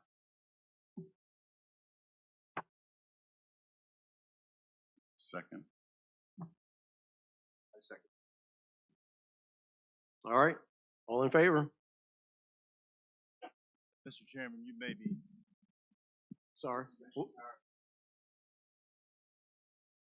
Okay, all in favor? Old school. I said all in favor. So we got Miss, Need to call them by name, I think. that's what I'm gonna do. Miss Flatley, Mr. Moffitt, Mr. Fox, Mr. Palavoda, Mr. DeCorda, and Mr. Nicely. And opposed, Mr. Parker and Mr. Kendrick. Motion passes. All right, next order of business. Old business. Update from Mr. Ryan Gilchrist on application Z TAC 2024 TAC 00184 Gibson Solar Special Exception. I will ask if I can appeal to your indulgences to just kind of hit the highlights of this so we can move this meeting along. This is not a public hearing, nor is the next one, so I'll ask both of y'all to, if you can, just hit the highlights, please. Mr. Chairman, my name is Mike Volpe. My colleague Ryan Gilchrist is here. Thank you for the opportunity to provide an update, to provide responses to the questions that came up at the November 12th presentation. I'm going to start with the question of how much solar can the transmission and distribution circuits in King George County accommodate based upon the line ratings. Mr. Nicely may help us out here with his electrical engineering background. I'm sorry if people's eyes glaze over. I will try to make this as punchy as possible. The overhead transmission circuitry in the county is made up of one major circuit that runs parallel to Route 3, and then a leg that goes off to the Birchwood coal facility and a leg that goes off to the Dahlgren Naval Weapons Station. That line is rated at 230 kilovolts, and there's a certain MVA rating of the line, which is the ampacity, which essentially a good way to think about it is how many electrons can flow through that wire or how much water can flow through it. We'll get into that analysis. Additionally, there are medium voltage circuits at 34.5 distribution circuits. This is what runs along the roads. It's not the bulk transmission system. There are 4 or 5 major medium voltage circuits in the county. Each medium voltage circuit can accommodate 20 megawatts of injection capacity max, which is the equivalent of a 150-acre solar facility. So what this analysis does is it looks at all of the available injection capacity and then translates it into acres of solar. That was the question that was asked to address the concern of solar sprawl. If you go to the next slide looks at the PJMQ and what proposed on the system. What's been proposed on the system are really 3 main projects. The Harwood Power, which was just discussed at 100 megawatts, the Gibson Solar Project at 134 megawatts, and the Birchwood facility is actually proposing to repurpose the interconnection rights from a coal facility to potentially a battery storage or solar facility. Beyond Harwood Power and Gibson and Birchwood, there is no additional injection capacity on the lines. We know this because there was actually studies done beyond these queue positions, which showed that there would be very expensive, cost-prohibitive network upgrades that would be needed to upgrade the lines if there were to be additional injection. If you go to the next slide, this is the punchline right here. This shows the 3 main bulk transmission projects that currently have injection rights. Anything beyond that would trigger very expensive network upgrades to the tune of 60, 70, 80 million dollars, which are cost prohibitive. And then the medium voltage circuitry, which is a 34.5 distribution circuit. You can see here the footprint that would be proposed for each of those facilities. Gibson Solar, 890 acres within the fence. Harwood Power, I put here 10 acres. But if all of the injection capacity within the county was utilized, it would sit on roughly 1.7% of the acreage within the county if it was a mix of solar and storage. Alternatively, if all of the 574 megawatts of injection capacity across the bulk transmission and distribution system was solar, which is very unlikely because it takes willing landowners, suitable land, et cetera, it would sit on 4,000 acres or 3.3% of the county's land. That's what I would say is the very upper bounds of it, but highly unlikely. If you go back one slide to where we're at, this 2,000 acres of energy generating facilities is probably a good value in your mind of what the mix could be. And that's assuming that all the medium voltage circuitry gets filled up with solar as well. You know, my expectation is that this build out would probably take 10, 15, 20 years if approved by you guys and the Board of Supervisors. But this is based upon the limitation of the MVA ratings of the line, and that if you inject more than that, it'll actually be a thermal overload, and that the generator has to pay for the upgrades, and the upgrades are extreme. To the other questions that came up, any questions from the Planning Commission? If not, yes. Nope. Not from the Planning Commission, but I see in your report, we actually have an additional solar application that's coming in. Caledon, solar special exemption. Yeah, and I believe that's a Already in the medium books. voltage. Is that what's included in your medium voltage circuit It should be. portion? Yeah, is it a 20 megawatt project? What size is it? Yeah, it's a 20 megawatt project that's proposing on a 34.5 medium voltage distribution circuit. That would be one circuit project, and I'm assuming that at 20 megawatts, it's roughly 150 acres within the fence. You may know, 180, so thereabouts. I just wanted to make sure we've and we have already no accounted for the things that are already coming down the planning pipe. Yeah, we have no affiliation with that project, but that's representative of a medium voltage project. Thank you. Ryan?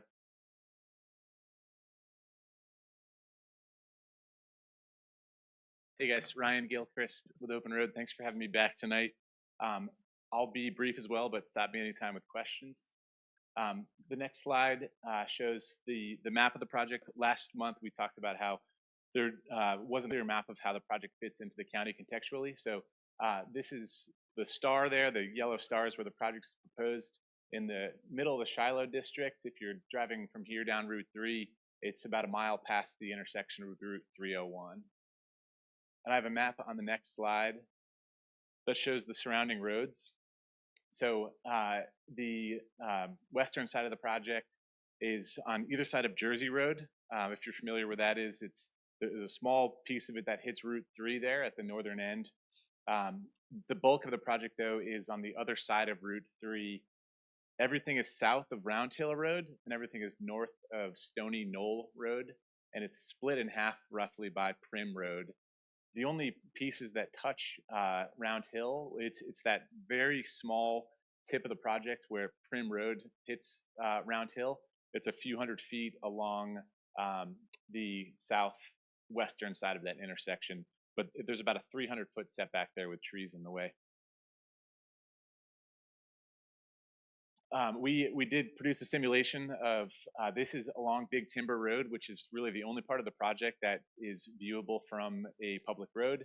And what you see here is at planting, this would be exactly the trees that would match what's in the ordinance for requirements.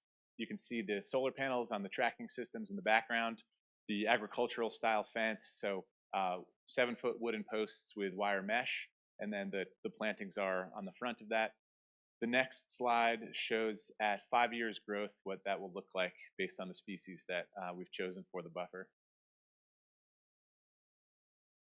So one of the other questions, there was a lot of acreage figures in the presentation last month. So I've broken them down in sort of decreasing order of the largest. So the entire area that is either under a purchase option or a lease is 1,894 acres. And within that area, there are 890 acres that are proposed to be within the actual project fence lines. So a little bit less than half. The remaining 1,000 acres outside of the fence would stay in either natural use the way they are, or they would be part of the vegetative buffer. Within those 890 acres, about a third of it is current pasture land. There's a livestock, a cattle operation there. And then the other roughly 2/3 are a commercial pine plantation right now. So that's how everything fits together. When you overlay, though, the permanent conservation area that we're proposing, that takes up about 70% of the total 1,894 acres. But some of it is within the fence line, some of it's outside of the fence line. It follows the borders of actual parcels that we're purchasing, because that allows us to do the permanent conservation. I do have 2 slides just showing the site plan again.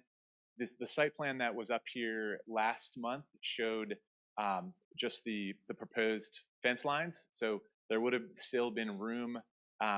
So these pink areas are setbacks inside of which are the maximum extents of the project. You can see a lot of them are much longer than the 100 or 200 foot setbacks required in the ordinance. Some of them are more like 600 or 700 feet. The reason why we're showing it this way is because we actually are making a commitment that even if during the final site plan approval it looks like there are small sections maybe jammed between 2 different wetlands and still set back far enough from the road, that won't be an option here. It'll only be within the areas inside of these dotted blue lines that are inside of the pink longer setback areas. Does that make sense? That the change there from proposed area to maximum extents? So if we go to the next slide, we did the same thing with the far west and the far eastern portions of the site. You can just see the longer setbacks there. And while we're on this slide, you can see on the top left here, that is the one part of the project that you could see from Route 3. So you look up to your right if you're driving towards or past 301 from here, and you would see there's a dirt driveway right now that goes into a recently timbered field, and you can see the project for like a few feet. Similarly, on the eastern side here, there's that tiny section that comes up against Prim Road there at the top left corner of that part of the project as well. Aside from that, everything is set way back within these commercial timbered areas, and that was done intentionally since they're so remote. None of the neighbors or passerbys can see it. This is all stuff we captured last month, but just to cover a couple of them again. So these are all commitments made by the project that are made binding by the proposed conditions document. They were written in response to stakeholder engagement over the last 18 months, focusing on setbacks, viewshed, continuing agricultural use, permanent preservation, construction, etc. So the top two are the ones that I think are most important. So within the fence line, sheep grazing has to be the primary means of vegetation control within 2 years, or the county can pull the permit. And similarly, the 1,300 or a little more than 1,300 acres of conserved land would be achieved through a restrictive covenant that would have to be actually recorded prior to construction. So if the project moves forward, absolutely it has to follow the sheep grazing and it has to follow the permanent conservation. The equipment, the inverters have to be 500 feet set within the fence line. The only solar panels that can be chosen for the project would be from the tier 1 list, which are the top tier in the industry, very well-known suppliers. And then they have to pass this toxic characteristic leaching protocol test, which, so you have a supplier that is reputable, but then within that, you will actually be testing batches of these solar panels to make sure that there's nothing toxic coming off of them. On the construction side, we're voluntarily upgrading all the roads in the vicinity that are gravel right now. So all the roads that would actually be used for the project will go from gravel to a tar and chip or similar surface.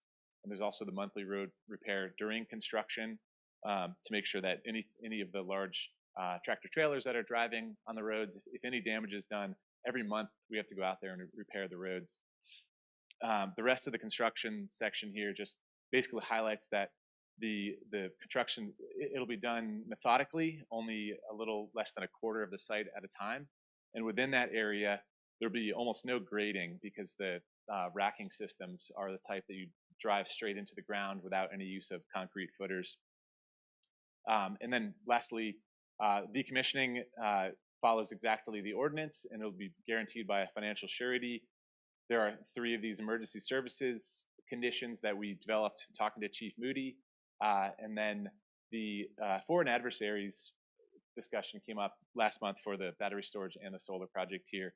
So we're avoiding dealing with foreign adversaries as suppliers, subcontractors, and especially anything that has two-way radio communications. Next slide. So one question that came up was, you were looking at the conditions document, and then you're looking at the ordinance side by side. There were a few subjects that were that overlapped, so addressed the same thing. We went back and we actually compared the two very closely, and in all cases, the conditions are more stringent or prescriptive than the ordinance, except for these 4. So the first one of which we would be asking for the ability to use one smaller parcel. So right now, the utility scale solar ordinance specifies that every parcel must be more than 2 acres. There is one parcel that we would need to cross with a medium voltage electric cable underground, and that is less than 2 acres. So that's part of the conditions we're proposing here, is to ask for an exception for that one parcel. The second piece is wetlands must be avoided completely according to the ordinance. This is something that actually was in some of the last hearings of the ordinance before it moved forward. This was one of the open discussion points that wasn't addressed. So we're looking to address it here through the conditions to have an exception to be able to cross wetlands just for access roads. So you'd have a stream bed, you'd build a culvert to allow the stream to continue to pass, and you'd have a dirt road that's built over it. The third out of these 4, we're actually prescribing what type of soil testing needs to take place. The ordinance just says soil testing. So we've listed exactly what those tests will be so that there's no open questions when it comes time to enforce.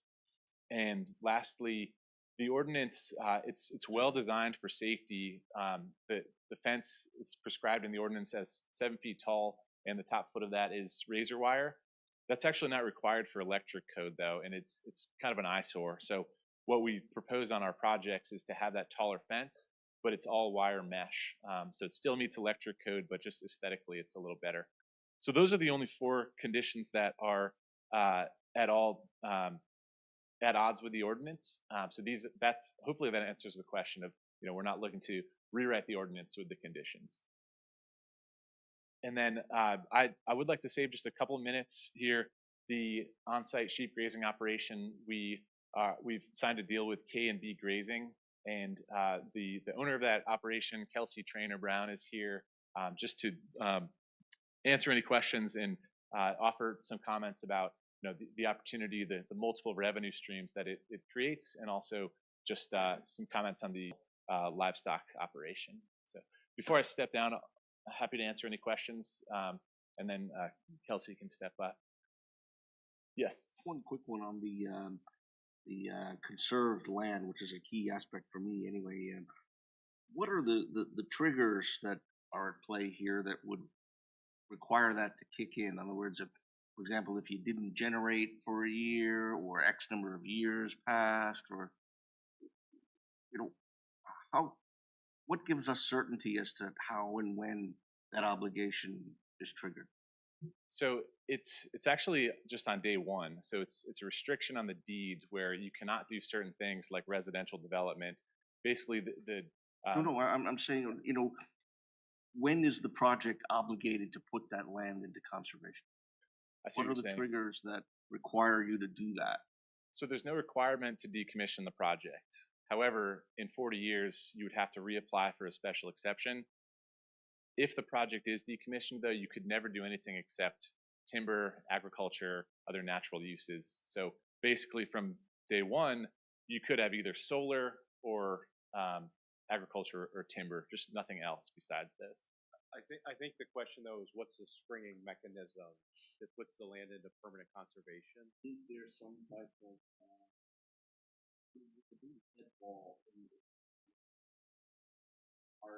In other words, if you abandoned the project, let's say, didn't put any power on the grid for years or something like that, is that a deemed into the project?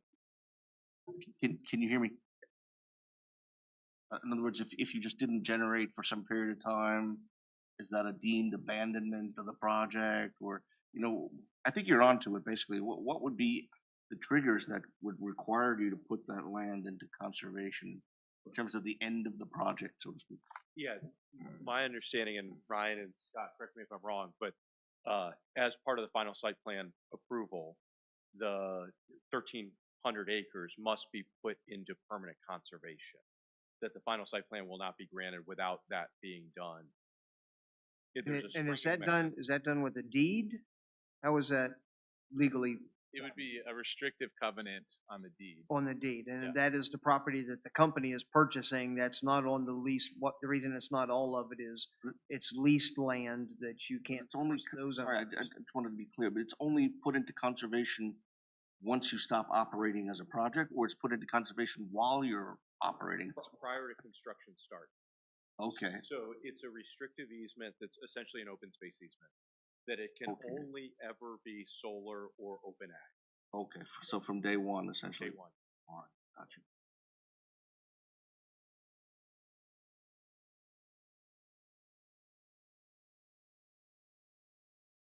Okay, thank you. So, Yes. oh, we're not done. Excuse me. So you stated 590 acres are used for commercial pine timbering? So Is it all pine timber? It is. Any of the hardwood coincides with the wetlands that we have to avoid anyway, because the entire area has been in commercial timber for at least one cycle of timber now. So it's all planted pine. You have like affidavits or something stating that, corroborating it? We do have a forest survey it's not part of the application. I mean, have landowners, the current landowners said that's what it's used for? No, we've had an actual commercial forester go out there and walk every acre. Yeah, but Yeah, we can share the he's report. assuming that it's being used for that purpose. If he hasn't spoken with the current landowner who has said, yes, I plant pine and every 20 years I cut the pine down and sell it to a mill. Right? Otherwise, it's just an assumption. So the landowner would not be required to cut it ever. That's I, correct. I, I get that, but you were making a statement that 590 acres are used for commercial timber. That's right. It's not native trees. It's loblolly pines that have been planted specifically to grow to be milled at some point. Loblollies are indigenous to this area, for the record. Okay. Excuse me. You're fine. Just for future reference. Okay. All right. Appreciate it. Ryan, in terms of canopy coverage percent, I mean, how much, I mean, you told us pretty much what's woodland not, but at the end of the day, total project, what will be the percent of the property that has tree canopy? Does your forestry guys give you the ability to estimate that? The tree canopy that's outside of the fence line, is that the question? Yeah, that's not, yes. So yeah, so a little bit more than half of the area that we're either leasing or purchasing will stay in trees. But 50% will be forested.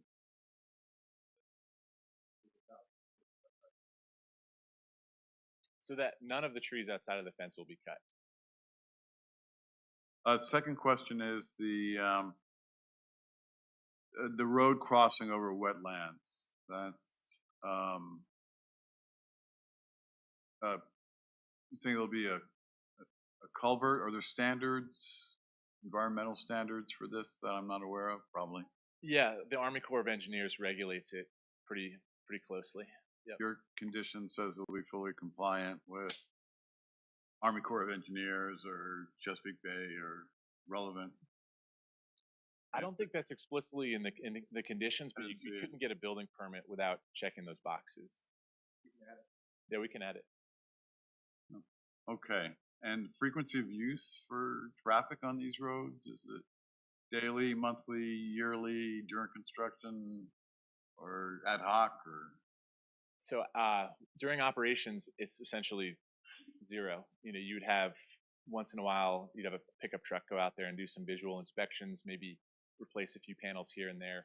During construction, there is heavy traffic for a couple months, getting the delivery of these, tens of thousands of panels onto the site and the racking systems. Temporary, for each of those 200-acre phased areas that we're proposing, a few weeks of deliveries and pile driving, then you move on. So it's very temporary during construction, and then it's almost nothing during operations. And do the conditions speak to maintaining those culverts? No, but we can add it. I think that's very important. Okay. You consider that. Just to, so maintaining water flow through the culverts. Yeah. Okay. How many of those conditions do you expect? How many you're going to have to construct wetlands? I think it's 4 or 5. There's 4 or 5 areas of the site that are islanded inside of, there's a stream on either side, so we would need to cross those. Yeah, it's about 4 or 5. Yeah, I'd like to get some more definitive numbers on that, and also the number of directional borings that you're going to have to do across wetlands. Right, looking at the maps, there seems to be quite a bit of wetlands in this area, and we need to really do our due diligence to make sure we don't mess up that. In your wetlands conditions, I think you should also add RPAs. Stay out of RPAs. You only specifically talk about wetlands, waterways, and floodplains. You don't talk about RPAs. Okay. You show some of them, it looks like, on the maps when I tried to look into them, but some I didn't see RPAs around what looked like wetlands. So I'm not sure whether some of the maps were just incomplete or if my old eyes just couldn't see the cross hatching in those particular maps. But I will tell you that's my number one concern is taking a look at this, a number of wetlands that are in this area. We have to really make sure that's done properly. Absolutely. And the site plan shows a 100-foot setback from every wetland, and RPAs are never larger than wetlands. They're just determined at the local level or at the state level. They look at whether it's a perennial stream or not. So it's whether it would be, a 25-foot setback might be required or 100. We're assuming 100 from all of it. We're basically assuming that every single wetland is an RPA. Pretty conservative. Okay, thank you. Are the materials inside a solar panel, are they hazardous materials? They are not.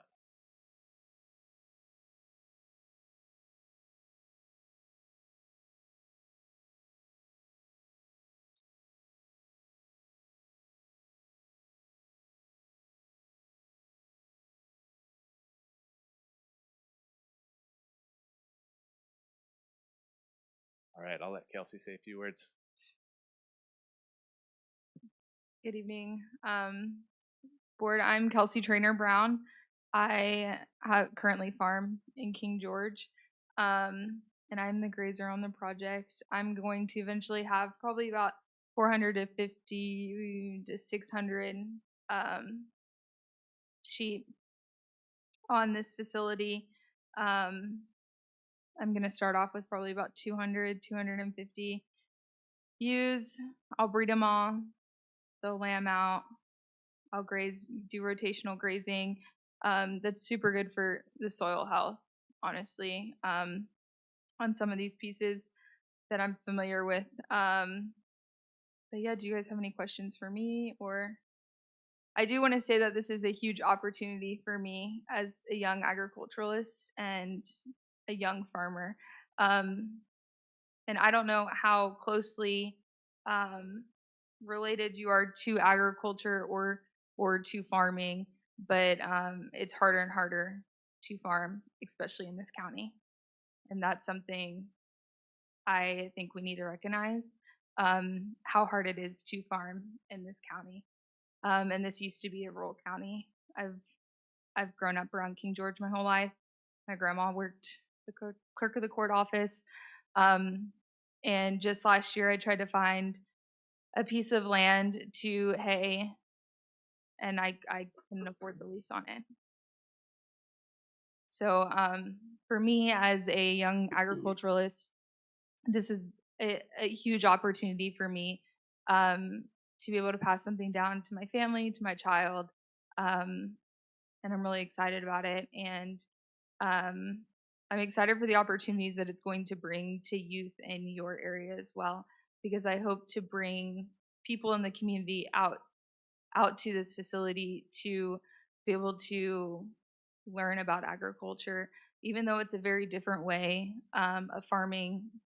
It's not traditional, but it is, I think, part of the future. I think ag is always changing, and it just looks a little different, but it's still agriculture, and I'm still producing, the crop. So, do you guys have any questions for me or? Do you plan on doing any haying or any other ancillary activities on the site, such as other cropping, any agritourism? Do you have the latitude to do that from your agreement, or? Yeah, so I think this is probably a misconception, I think, just in general, but this site is being planned around my operation. So it's a agricultural product with a photovoltaic. Yeah, yeah, and I think I would thank Ryan and Open Roads Renewable for that, because that's a really big part of this project for them, and that's kind of how they're planning the rest of it around my, the grazing operation. And so, but I would love to do like some ag tourism. Yes, I am an ag teacher currently, so even though I will be leaving teaching, I will still be. Well, yeah, that's a lot of use to keep track of. So, would there be any, slaughtering and processing on the site, or that's all done off-site somewhere? No, so I won't be doing any of that on site. I will probably sell a group of lambs every year to locals if they want lamb, and I will get it processed locally, and then the rest I will be selling to either the ethnic market or yeah, live animals, not meat. It's a no, basically. Well, I'll sell meat to There won't be slaughtering and processing on site. no.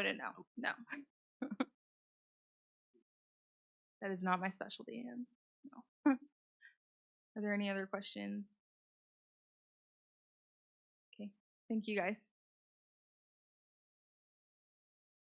All right, next item is new business presentation, application Z-TAC 2022, TAC 00021, and Z-TAC 2024, TAC 194, King George Technology Center, Green Energy Ventures Data Center Rezoning and Special Exception. Again, I'm gonna ask, we still got some land to plow here, so please, let's be high level on this, and it's not a public hearing, so floor is yours, gentlemen. We just take our breaks as individually needed. We just take our breaks as individually needed.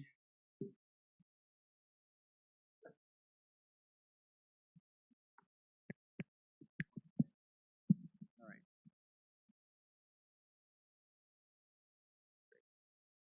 Thank you, Mr. Chairman, members of the Planning Commission. Can you hear me? I appreciate you accommodating me in the chair. I'm old and I've had too many body parts replaced, so it's hard to stand up straight sometimes. Can you hear me? Okay. Wait a minute. Maybe it's this way. That one. Neither one. How about this one? Right.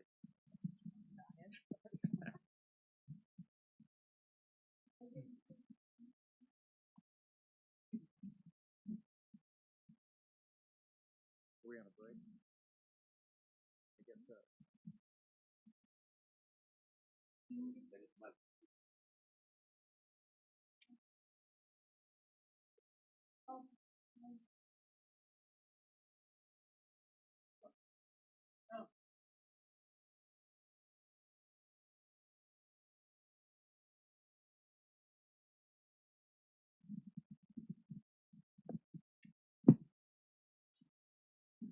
Thank you, Mr. Chairman, members of the Planning Commission. My name is Hobie Mitchell. I'm the managing member, partner of Green Energy Ventures. I also have here with me tonight two of my other partners, Tracy Augustine and Jeff Lohr. In addition, Burnley Taylor is also here. His family is a property owner. His family's been in King George County for 6 generations. So, in fact, I think his mother's family even goes back to the Mayflower. So they've got a lot of history in King George, and very proud to work with them. I'll be brief as I possibly can here. So we'll go to the next page. Here's our team, and we have several of our other team members here. We have Clark Lemming, Andy Gorecki, and Scott Cudless, who are here to answer any questions that they come up from an engineering stand, water resources, and or legal questions that come through that. But you can see we have an extensive list of consultants on our team. We originally filed this application. The first filing was on September 26th of 2022. So we've been over 2 years in the process. We're in our 7th submission on the rezoning and our 4th submission on the special exception as of today. And so hopefully you get to learn about the project, and then we can talk about next steps. Next slide. The outline of what we're going to produce here is this is the outline, and I'm going to work through this outline through the parts of the presentation. Next slide. Why data centers? I think there's a whole lot of categories of why we do this. Our phones, everything we do requires data. But this particular property that we've been talking about has always been planned for data for several decades.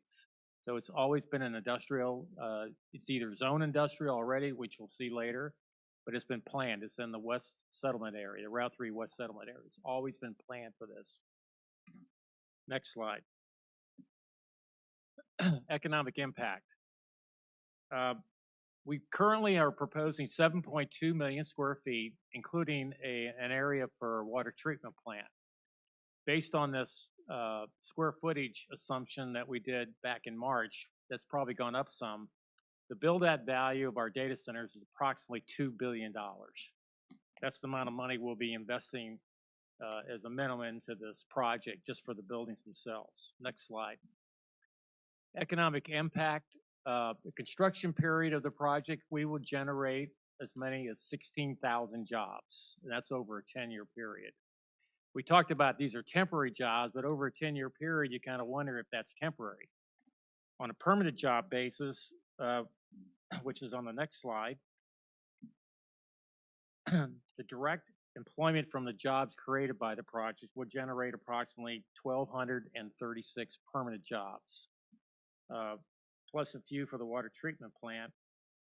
And so you can see that it's a huge job generator. It doesn't generate a lot of needs for other public services, and we'll see that later on. Permanent jobs within these facilities? 1,236 jobs for these data center campus, permanent jobs. What kind of jobs are those? These are jobs that people are working at that will work within the data center, so the operational side, users that will come in and operate their facilities. If you look at the economic development report, there's a detailed category of every job that's created. There's a Municap. We use Municap for the economic evaluation. There was a concern about going to somebody on a national level. Municap is a national advisor. They were recommended by Davenport, since Davenport had a conflict.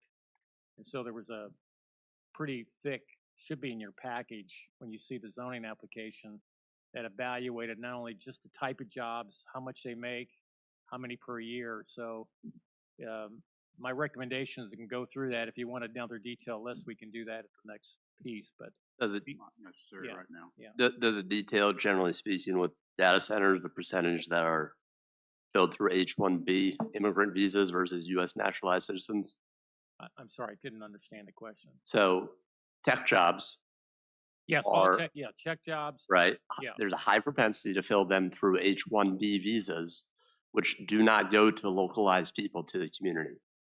Those are immigrant visas that come in granted by the federal government. So my question is, you're insinuating that there would be 1,300 local jobs created, and again, the insinuation is that that would be filled with Well, I'm not insinuating whether it be local or foreign jobs. I'm just saying that these are the jobs that created, and so I'm not suggesting where they're going to come from.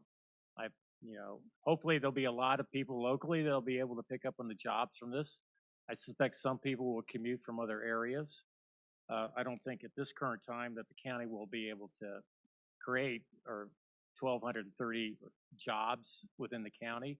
It would be nice to have that, but I think it gives the opportunity for local people that live here to be able to get jobs from this facility. What's the square footage? 7.2 million square feet. Of data center centers, building. Correct. Right.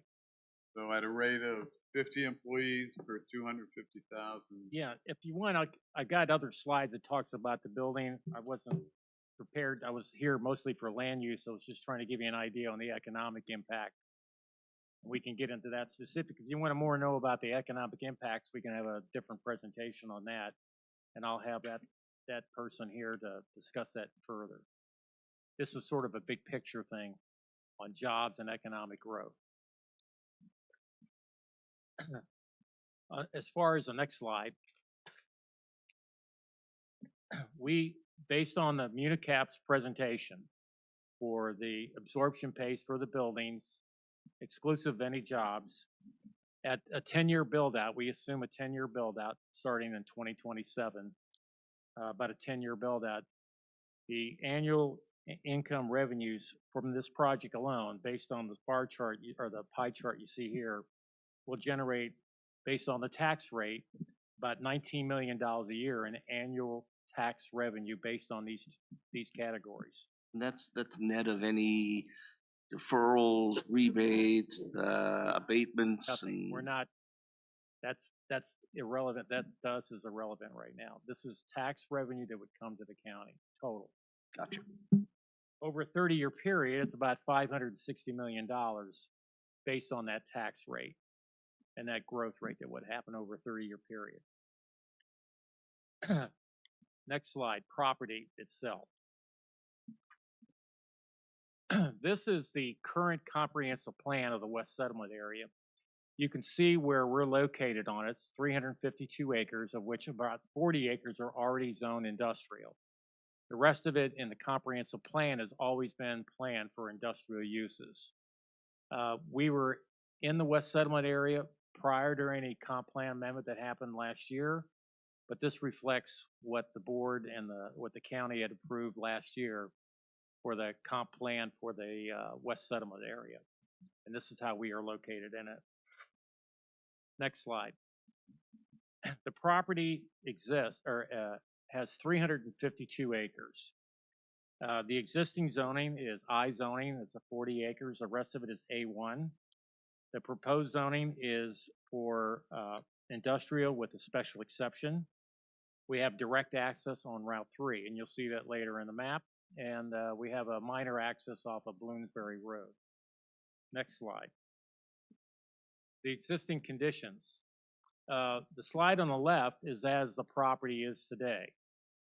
Also on that slide in the detail, we have already done the wetland survey, and it's in the Corps for final determination. It's been there for quite some time. We suspect it'll be done probably in the next 3 to 4 months to verify that. The plan also reflects a 100-foot RPA outside of those wetlands. So in the proposed project that you see on the right side, which includes not only the data centers, but also an 18-acre reservation for a county parcel to locate a water treatment facility and our substations, we have avoided all of that. We've avoided the RPA, we've avoided the wetlands. Next slide. The property, the 7.2 million feet, phase one of the property is 2.5 million feet. The property will be developed most likely from the east going west, and I'll explain the reasons for that. There's an 18-acre site dedication for public use. We've located a water treatment plant and a raw water storage and whatever the county else could possibly use on that. There's a 200-foot setback for the data centers from the right-of-way, and you'll see a cross-section later. There's a 12-foot berm along the entire length of Route 3 except at the entrances and Bloomsbury Road. And you'll see an enhanced landscaping plan in a greater detail in a next slide coming up. Again, we've avoided the RPA, or I'm sorry, the wetlands, and we've accounted for a 100-foot RPA next to the wetlands, and so we've avoided that. Next slide. So Andy Garecki's here from J2, and I think I'd like to have him come up and talk about the proffered transportation improvements that would occur in several phases. So Andy, if you would spend a few minutes with that. Sure. Hi, Andy Garecki, J2. Thank you. I'll be really quick. The way I'm going to proceed is through phase one and phase two of the project. Phase one is the first 2.5 million square feet, phase two being the remainder of it. And I'll go from basically from right side of the project to the left. This is the probably most critical intersection right here. Right now on the CIP on the top right over here, you'll see there's a turn lane we're showing. So we're proposing to do that turn lane. And as part of that, the left turn lanes in either direction aren't quite long enough based on the TIA. So we're proposing to extend those. And you can also see a taper off of Bloomsbury Road. So that's all part of phase one, to also include a warrant study to see if a signal was warranted there. Most likely, based on information that we have to date, there probably will be, but you have to go through that process with VDOT, starting with the signal justification and going through the process. As it's warranted, we will construct the light, whether it's in phase one, phase two, or at the end of the project. That's within the proffers.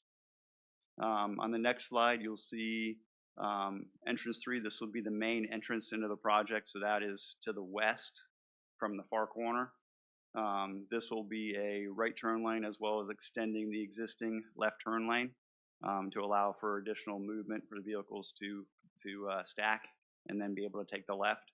We're also proffering to do a traffic warrant study during phase 1, phase 2, and at the end at this location. This one may or may not be required. If it is, we will build the light at this location. And in the next slide, you'll see 10, which is on Bloomsbury Road. This is a small access point. Right now, it's 2-lane road, potential to be a 4-lane divided. So we're showing tied off here as well as our right-of-way for access onto here. This one doesn't have much traffic. Just showing here as far as we are proposing for the comp plan to do 60 foot of right-of-way on Bloomsbury Road from the center line, and on Kings Highway, best way to describe it is 100 foot of right-of-way minimum for our side of the property, which basically equates to 68 feet from the existing center line of the westbound road. Phase 2, talked about this location right here, another warrant study. On the next slide, you'll see as we go further to the left on the project, so this is going west on Route 3. This is our second entrance. It's an existing crossover. We would extend the left turn lane, adding, I think this one was roughly about 100 feet of storage space and a taper. On the next slide is our last entrance, which is just a right in, right out with a taper. So those are the entrances through there.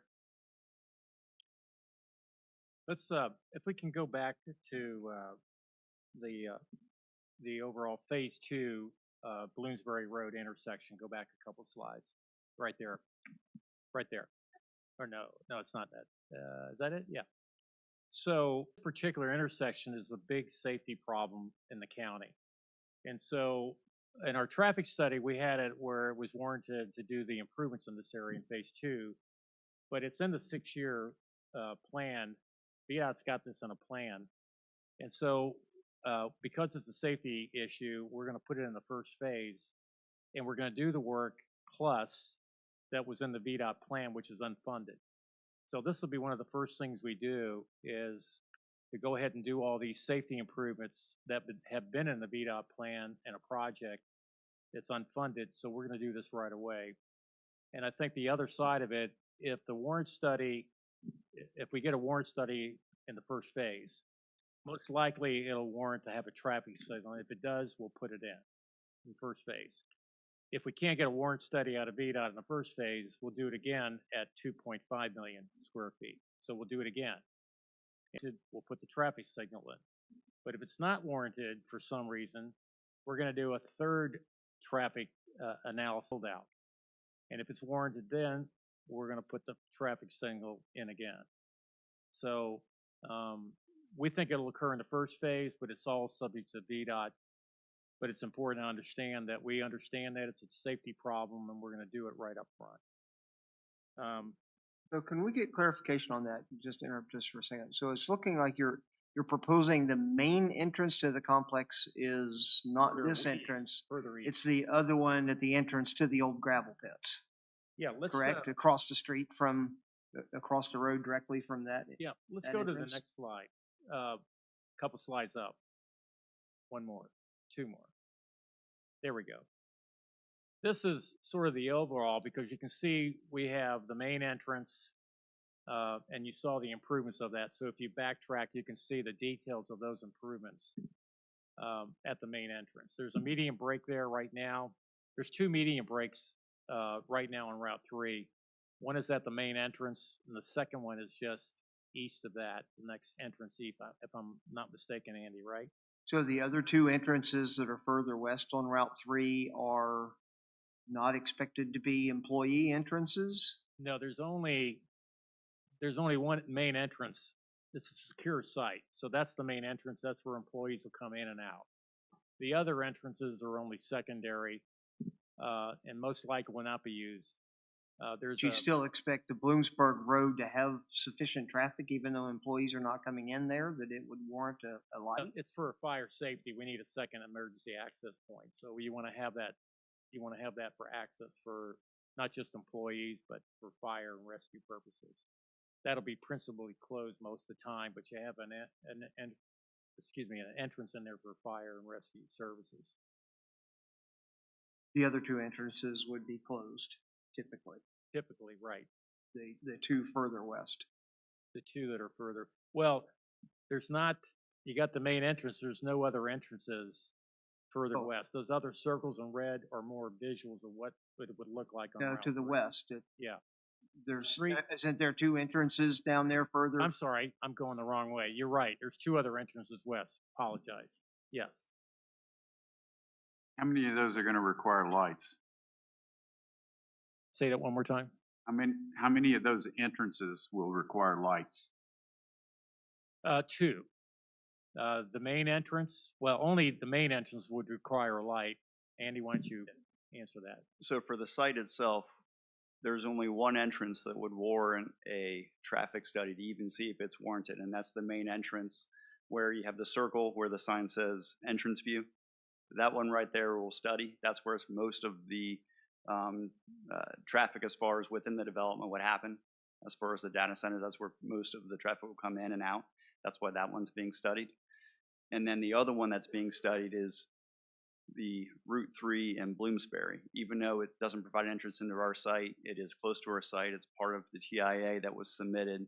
And also, we believe that that area is at the point already of being warranted for a study. And we're already proposing to do that. Straight up, I don't like the entrance, the main entrance right off of Route 3. If the state's gonna require light at Bloomsbury, why wouldn't you make that entrance off of Bloomsbury your main in and out for your people?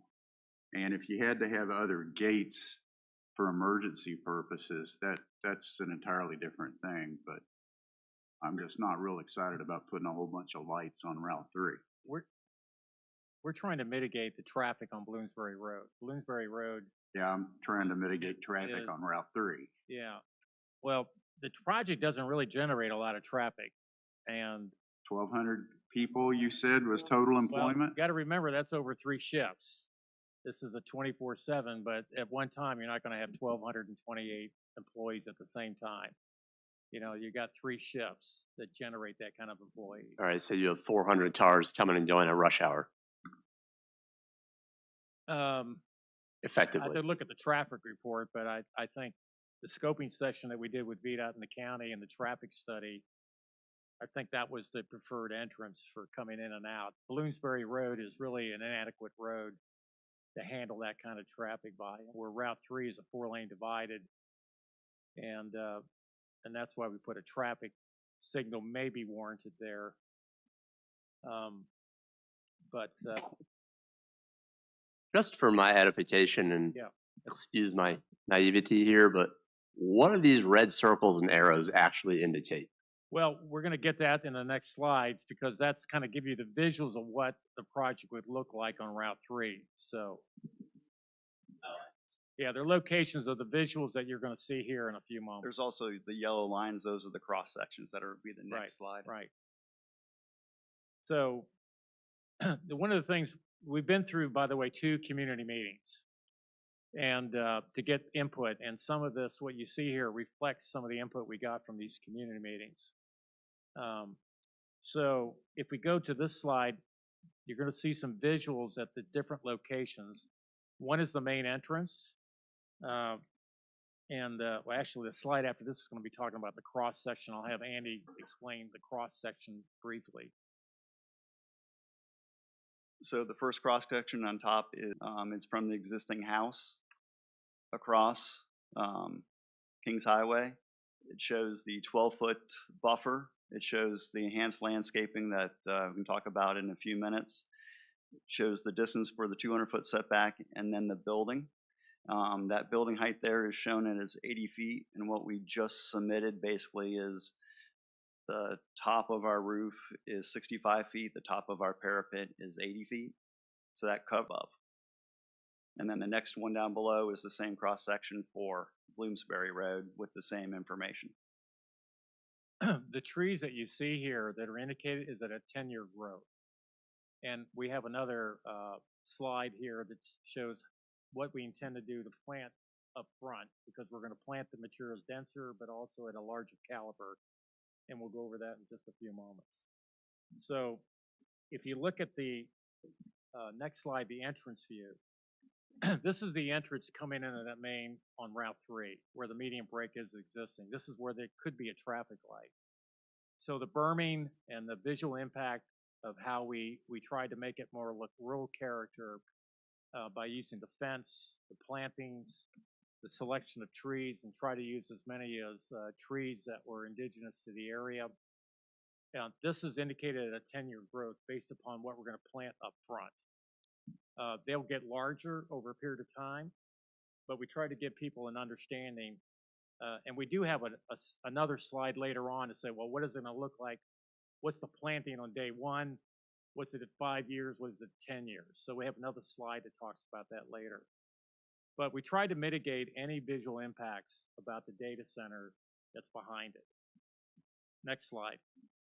Does that So this berm fence slide is a continue circle that around we the saw- entire project? Pardon? Does that berm fence continue around the entire project or Yes, just the entrance? except for the entrances. Along the roadways. Yeah.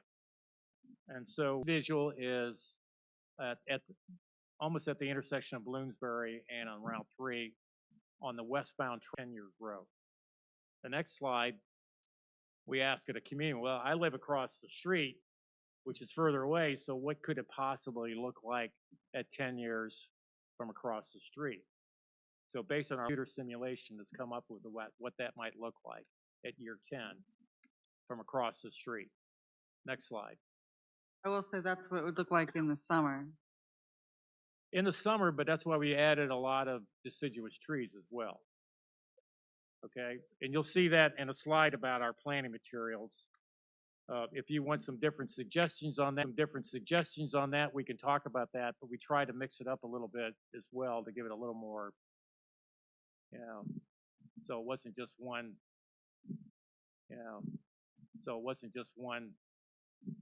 if you got some other suggestions, we're always open to that. All right. But you're right, in deciduous, the leaves will fall in the winter, but I think we've added a lot of the green evergreens to really block a lot of that. This view is on Bloomsbury Road when you're going southbound at that entrance. Again, it's got the berm there, it's got the landscaping. So this was a visual. At this particular area, this is the most likely location for where we saw the water treatment, the sewer side as well. Next slide. So, Andy, why don't you talk about the buffers? All right. So what you see on the left is your standard county requirement is for the type C buffer. The one in the middle, all it does is say, okay, I'm just going to add some evergreen trees, so enhanced.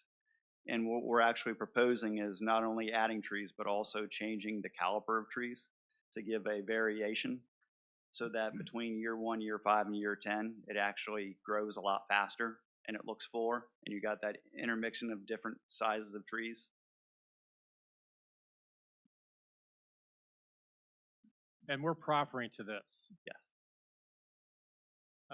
Next slide. This is some example of some of the architecture that we're thinking about doing, and also what the security fence and the berming fence would look like. Again, these are renderings. This represents 2- and 3-story types of buildings. 2 stories would only be allowed on the front on Route 3 and on Bloomsbury Road. Any 3 stories, if they occur, would be internal to the project and not really visible. The security fences, this is the style we propose on the cross-section adjacent to Route 3 prior to the berm to kind of give it that rural character. Next slide.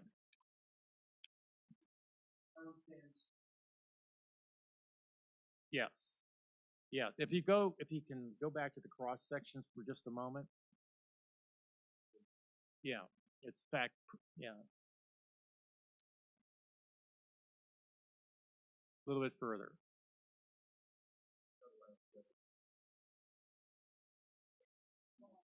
Oh, there we go.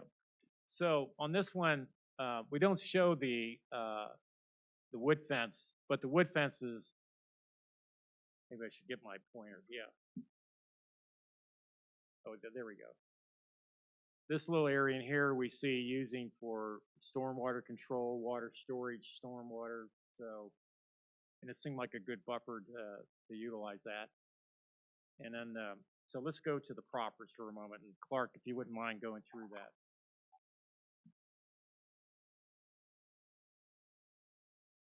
Sure. Ask you a question, if you could go back to any one of your slides showing the layout with the buildings on site and so on. The drawing that you have of all the buildings laid out.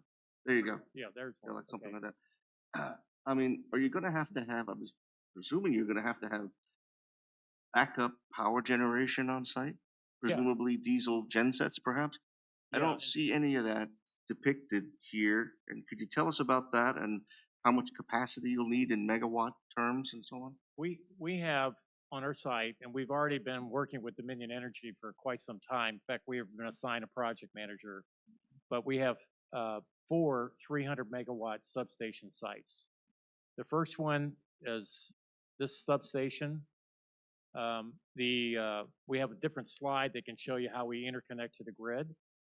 But this particular is the first phase substation for 2 reasons. We're developing on this area first, but also it provides power. We've allocated a megawatt for the water treatment plant, so But that would be in up terms front. of backup generation on site, Yes. are you well, I'm not getting- having generation on site? Yes, we will have backup. Every data center has to have backup I assume generation. so. I just equivalent. didn't see that shown here anywhere. Well, So each one is within the mechanical guard, so Yeah. if you see the building and then you see a rectangle behind it, yeah, all this right here, this is a footprint which incorporates not only the data centers, but also all the other equipment that's internal to the site. So the generation for that would be The located in. inside each building will have, Correct, right. okay, so, all right, and in total, can you roughly estimate how many, at full build out, how many megawatts of power backup you'll think you'll need? As much power as we have. If we have 4 300 megawatt, we have equal amount in backup generation. That's a tremendous amount in terms of diesel firing. And you're gonna have tanks presumably with the fuel on site? There'll be storage tanks at the Are they site. gonna be added to these drawings at some point? It's the backup, we haven't actually located where the tanks will be. That'll be, but it'll be internal to the project, not visible from the road. Well, I mean, you won't have a lot of little distributed tanks. You'll have 2 or 3 very big tanks. So you probably make sense to depict those somewhere on the, when you're. what'll end up happening is each building will have its backup generator. Generator, sure, but the tank form, Second generation. We'll do our best to try to locate that. I mean, it's but there will be backup storage for that. Again, they only operate if needed, but also for testing. So they don't operate unless the power goes out with the grid. I understand. That's an awful lot. You're talking about over 1,000 megawatts of diesel engines in there, presumably, right? That's One of the heck things of a that lot. we hope happens in technology, because technology evolves, because we always love to see hydrogen or some other form of backup generation, even natural gas. Gas is not even available in King George County. Diesel generation is the most proven out there, Yeah, frankly speaking, but- most reliable. It's just that it was hard to understand how and where you were accounting for all that and the tank farm. What we can do is give a typical of each box so you can see how that same building Okay. footprint. So for me, you're coming before us asking for approval of this. I expect the concept drawing to show us what you're planning on putting on here, not just a box saying a building and a very gray, hard to see on this printed sheet. And that's where all your other stuff is going. That ain't gonna cut it for me. I'm looking to see where are you putting those big, large supporting things, and how are you fitting it? Given this is a very congested site. That's why we're here tonight, to hear what you have to say.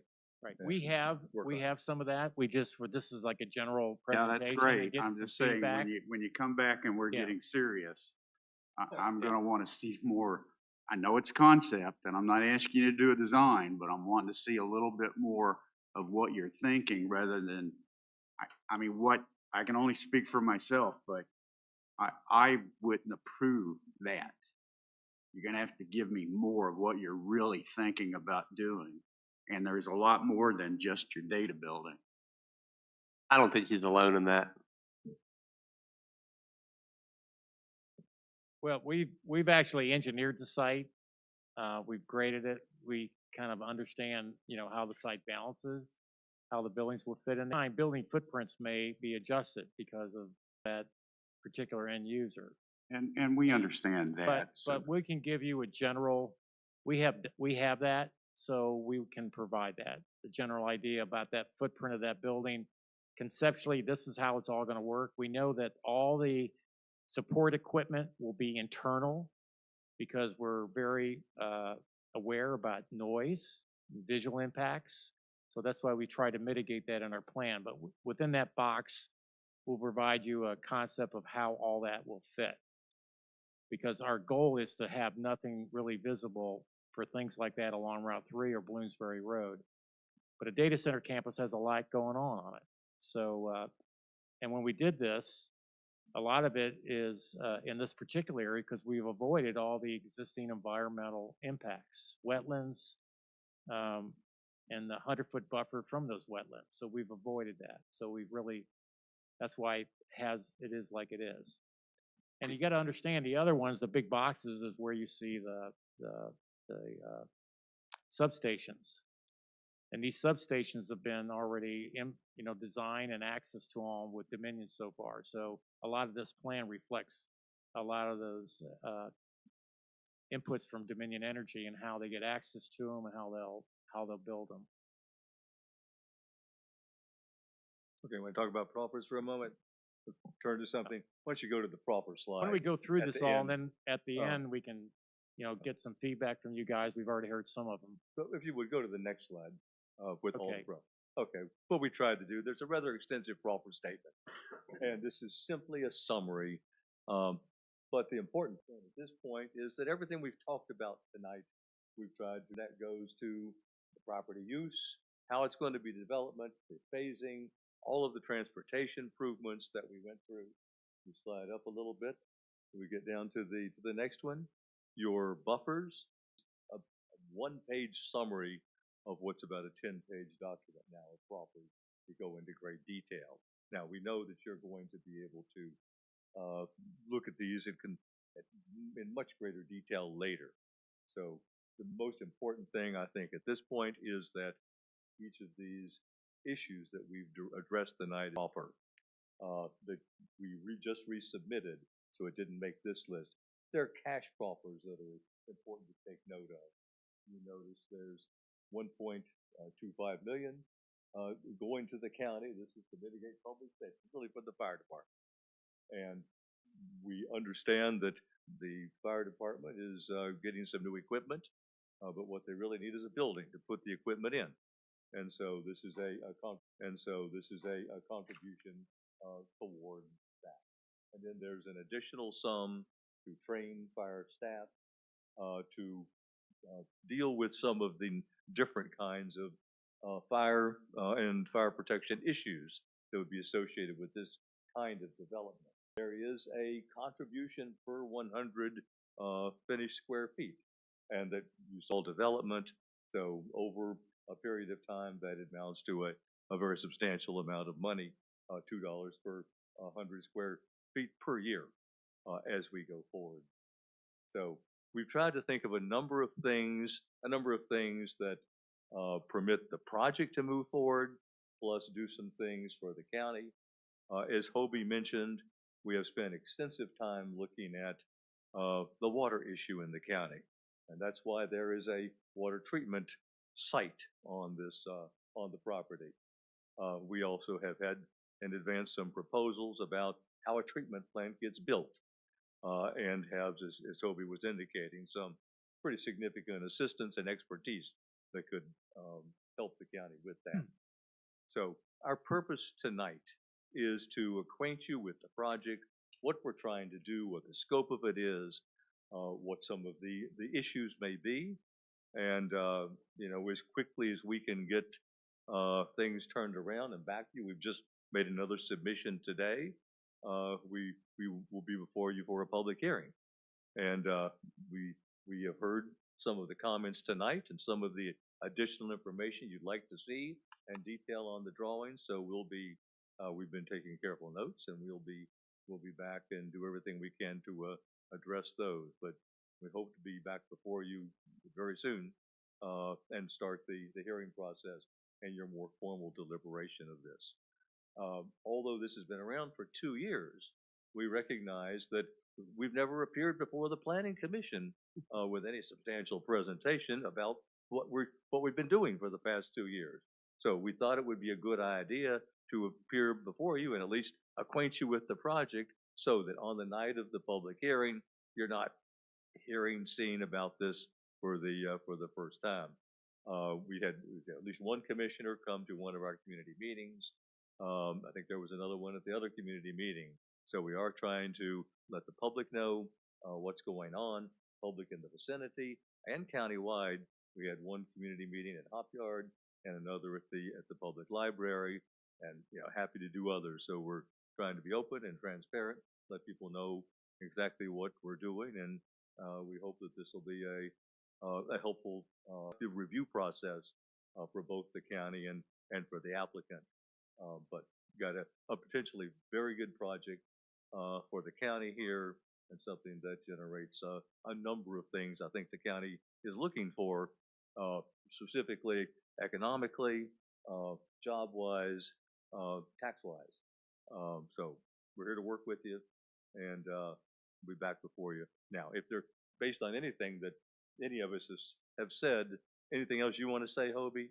Well, just the cash proffers. I think we're the first that ever proposed an annual contribution for public safety.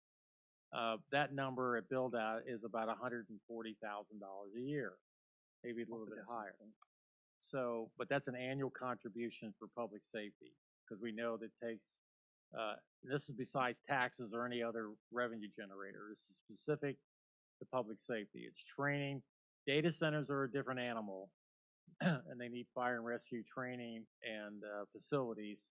Then we're all in on that. We've talked to Chief Moody multiple times to do that. The only other thing is, if I can spend a minute, because we've looked at sewer and water a lot, and so just for one moment, if we can, we provided some extra slides, and I've got it in a handout so you'll see it. And I think this is important to understand. Do we have? She doesn't have it. If you got this handout here, we can reference this. The first page of the handout is a comprehensive plan of what the county has actually implemented. I have extras if anybody needs it in the audience.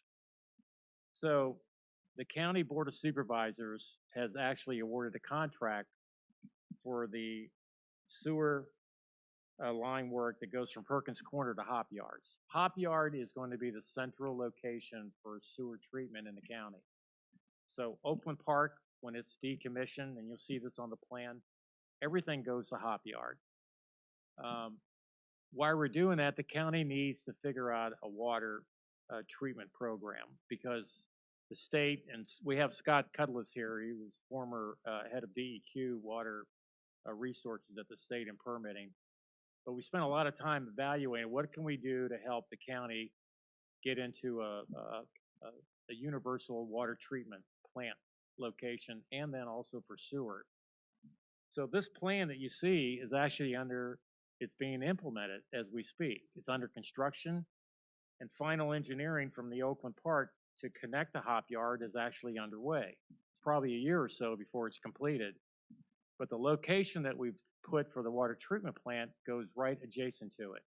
So it's not just for doing some improvements to Bloomsbury Road, but it has easements that go adjacent to it. You got a water line easement, you got a force main system. There's a lot of other considerations. So part of our development is to help with the infrastructure to get it to, actually you'll have to connect further east, but this particular area, which includes Hop Yard, Perkins Corner, Oakland Park, is a big area, and it'll have the central sewer system for the county in it, and also we're proposing central water treatment as well. Some of the other two slides breaks it down into more detailed components, but you can see that this is what the county has actually got underway, and we want to be an integral part of trying to do that. There's another slide that kind of gives you an overall comp plan, shows where the networks are. We interconnect within existing easements.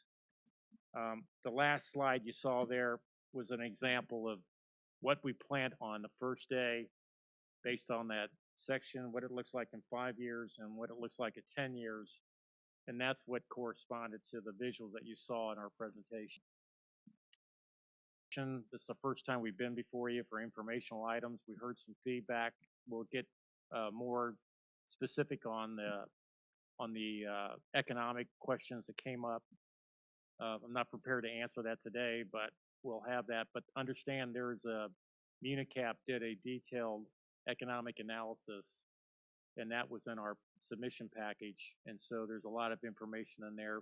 We also did a summary of that package, so you can start there, and then you can get into the details of the package. But Scott, I don't know if you have any words about the environmental side and the water side, but yeah, if you got some questions for us, I have a we're here. couple. Go ahead. So the first is you say you want to be an integral part of us furthering the development of our water system in the county, right? So what exactly are you proposing as a partner in that? Well, we're going to dedicate the site, first of all, and then participate in the improvements for that particular infrastructure. But you're not actually building a water treatment site. You're just saying, here's That- 18 acres off of a 350-acre parcel that you should maybe use for that if you so choose.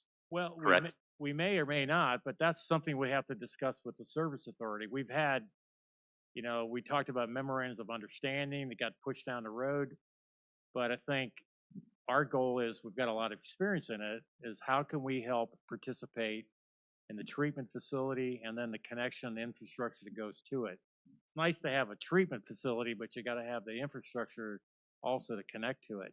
Right, but as of right now, there's no actual hard commitment to anything in the plan, correct? Let me try Yeah. to connect the dots here. Please.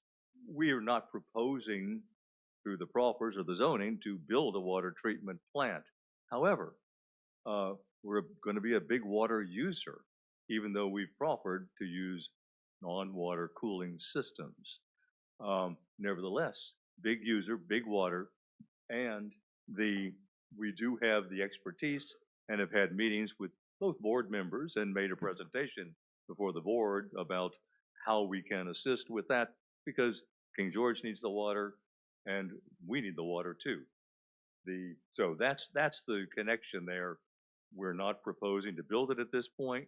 We did prepare an MOU with some ideas for the service authority for their consideration that would involve us in that process if that's the way they would like to go. So we have that discussion going on with them. It's not, the only thing that's part of the rezoning is the dedicated site that the county may use for the treatment plant, okay? Is the water you're going to use for the project coming from that water main that's listed on this? With regard to water, we have several phases that we may have to go to, depending on the very plans that Bobby was talking about and how quickly we can tie into the county water that's in the general vicinity. But depending on when we get approved, when that gets done, we may have to consider some other things for smaller quantities of water initially. So that we're working on with staff and trying to come up with something that works in the. What would those be? Well, it may be initially, heard your comment earlier tonight, it may initially be a well. But that is, we heard what you had said, the question about the well. Don't want any more wells. Well, we don't particularly either, but we're in the process of figuring out what the best way is to get to water, whether it has to be that on a temporary basis. We have proffered to tie in to public water just as soon as it is feasible to do so. You have an estimate of what your water usage requirements are yeah. going to be? We haven't heard that. Yes, we do. We think, because we're not consuming water for cooling or anything, so we think potable water usage which would include flushing toilets and drinking water, maybe some for humidification for certain areas, is about 70,000 gallons per day. That's what we see as max. We also think we're also going to look at some other alternatives. For example, for flushing toilets, you don't necessarily have to have that, but we might use cisterns and other rainwater collections and use that as a possible source for flushing toilets and things like that to reduce the potable water demands. But at But we're this not- point, you're planning, yeah, I'm hearing a bunch of discussion up here about it. This is the first, I didn't hear it if it was stated earlier today that you are not using water for cooling your data centers That's like correct. other data Proper to that. systems. Yes, we offered to There that. should Proper be to a that. giant banner on the front. Do you think that we should have started with that? Yeah. It's a huge issue for the county. Yes. And it did not come out clearly to me, at least, Well, that you are we'll not make it using very water. clear cooled right data now. We are centers. not using water for cooling. Yeah. All right? We're aware, and Right. maybe the response to that is that we're very Yeah, it- aware of the water issue in King George County. You're supposed to get off your wells. You're trying to get water from other sources. There's the issue of drawing water, perhaps from the Rappahannock River. So we're very aware of what's going on and trying to fit into that and do what we can to assist and help because we need the water too. Here's another alternative. The county and the current plan that they're engineering right now are leaving what they call a purple line distribution from Hop Yard to go to the industrial area. The problem is you don't have enough flows to really justify the economics of it, but you got to plan for it. If that potentially became available and it made economic sense, to construct it, it's not an inexpensive project. Then of course we want to leave our options to potentially use it because you want to sell it. We want to buy water from the county. The county should be in the water business and they should be in the sewer business. It should not be a privately owned and operated facility. And so we want to do whatever we can to enhance that. As far as the answer in the construction of a water treatment or other thing, we might participate in that in prepaid availability fees. We do it up front, we get a credit. So we want to figure out ways that the county can build these systems and participate in some of those things. But we have to do that in a service agreement with the authority. And so we've talked to them. We've got some ideas. I guess the first thing is to find out what do you got in order to provide the economics for it. So it's like a chicken and egg thing. In most cases, I'll give you another example for like infrastructure. Some of the infrastructure that would be on the project, we're not going to use all the capacity of that. We may eventually build it, and then in a reimbursement agreement, we would be reimbursed based on availability fee income coming in to get reimbursed for the oversizing. That's typically how it works with service authorities. So, and there may be infrastructure on site or part of it that we connect to that we would help participate in as long as we got reimbursed for the oversizing part of it based on availability fee income coming in the future, which is us too. So, but we want to get started because when data centers are under construction and are occupied, they generate tax revenues. So we got to work as a partner to help get the thing started, generate income streams to help create a tax revenue source for the county as well, and mitigate as much of the planning things and provide an understanding of some of the details that some of you brought up. But we want to be a good partner, and we've been doing this project. Actually, we submitted for September of 22, but we've actually been involved with this project since 21. So this is not something new. We've been working in King George for quite some time trying to promote this project and this whole business plan. Things are getting late here, but I'll just drop you a couple other things I'd like to hear about in the future. Your plans for lighting. Some of these industrial complexes could end up being, excessive night lights. So it would be nice to know what you're planning to do to preserve the rural night sky around here. I know you have security issues and personnel safety, but it would be nice to know what your plan is for that. The other one is to get a noise assessment to hear what you're planning, because we've got residents relatively close to this and a horse farm right next door. So, what is their noise level they're going to have to be dealing with? Already covered in the proffer. Okay, and and my, regular testing. Yeah, in too. fact, we have something on lighting already. We've already looked at that's fine. that. We can deal with it at another It's time. good things to Yeah, make yeah, sure we've but identified. we hear it. you. So- My last one is an assessment from the fire chief about three-story buildings and the data centers and whether the county is equipped to deal with three-story data centers. It was the fire chief's comments that led to these proffers, the funds for, public safety and the continuing funding for that.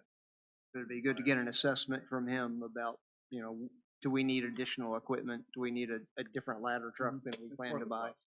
Yep. So you were present at a lot of our meetings with our last exercise with the data center. Yes, we managed to come So into a few of you- those meetings. You with- should probably have a pretty good idea of what we want to see. Yes, and probably, hopefully a good idea of what you don't want to see either. It's true. Given the current status of that, right. So we don't want to end up in that boat, no. We all learned something from But that. that was a long, painful process, and it doesn't look like it's going to generate anything. I'm not looking for that to happen to you. Trust me, I'd love to see a data center in the county and the revenue stream long-term for the county. But, we do have concerns. You've heard a number of them in the past.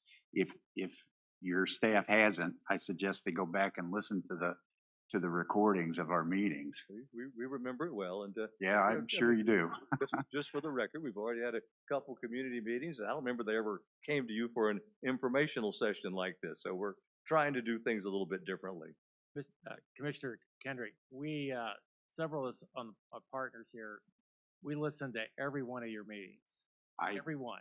We don't. miss them. Given that And we did see a quick snapshot of what you guys are talking about Yeah. some time ago. I don't remember when, but it's been a while. Long time. So I fully expect you guys are well aware of all the crap we went through.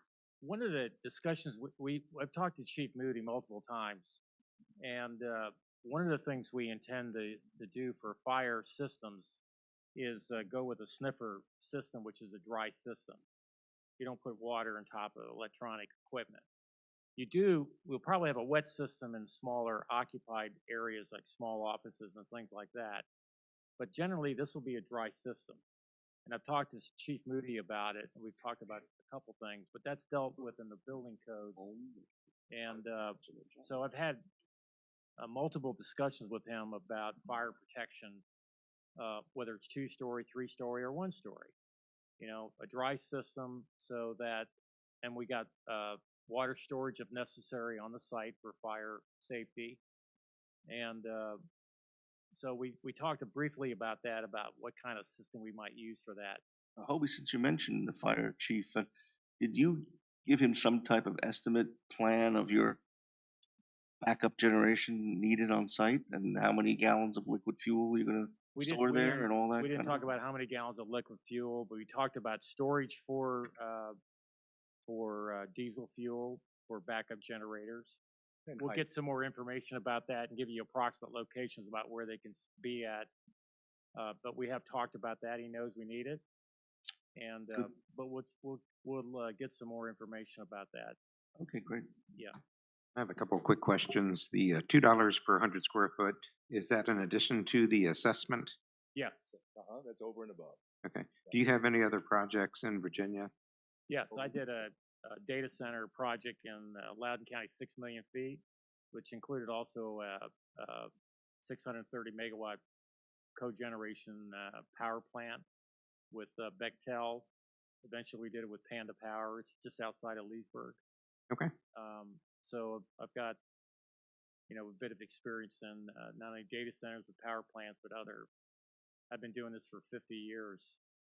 Data centers in that time frame is relatively a shorter period because it's relatively new. Play tablets back then. Right.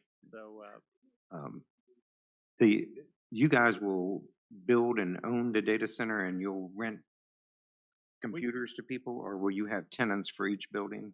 That's one possibility, but there's several. yeah, I mean, we're working with hyperscalers. This is most likely not a co-locate type of system that you might see. We haven't really decided yet whether we're going to build the buildings and shells and then bring in end users. We've got a number of hyperscalers we're working with. And so we haven't really decided about which direction we're going to go, but we're planning as if we own it. And somebody else might own some of the buildings later. We haven't decided yet, but whatever we do, it runs with the land. So it's proper, so you know whether I'm here or not, it's always going to happen that way. That's why you have proffers and concept plans and things to ensure that. I hope I'm here in 10 years. So, but that's why you have these rules and proffers and other things to make it run with the land. We think it's 10 years. We think first occupancy maybe 2027. All depends on, final things. We want to work with the county about reviews. So in our zoning, we already have an agreement on the zoning review that we reimburse the county. I think the same can happen in site plan type of reviews. This is critical structures. So I suspect the county may want somebody to help review in the critical structure side for our third party. And so, we would participate in that as well. So the county, it's an education process, but we want to make sure the county is well educated as well and has the services there to help support it. On your concept plan, it wasn't clear where the parking was. I thought that gray area was parking, but that's part of the building. That's the gray area around the. So whether it would be in the front or the side. Go up and tell them where the parking is. I guess we're looking at 1,200 employees.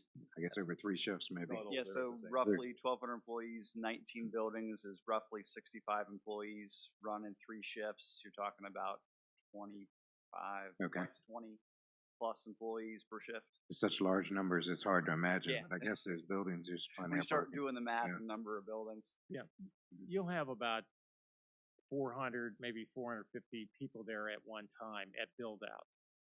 And then, and there's not a lot of parking on that, just like it doesn't generate a lot of traffic. Right. And, but, a lot of other services, fire protection I know is a big consideration because it's not happened in the county before. That's why, location, we talked to Chief Moody about locations, fire trucks.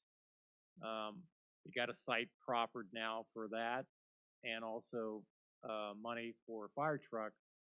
So we said, well, let's figure out a way you can get some money to put up a building. It's nice to have a site and a truck, but you got to put it in a building.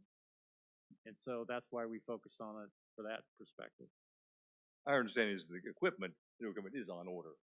And so Right. that's what Hobie's referring to. The fire marshal's the one. The that other thing advised us of was the that. cash flow on an annual basis for supporting the fire company.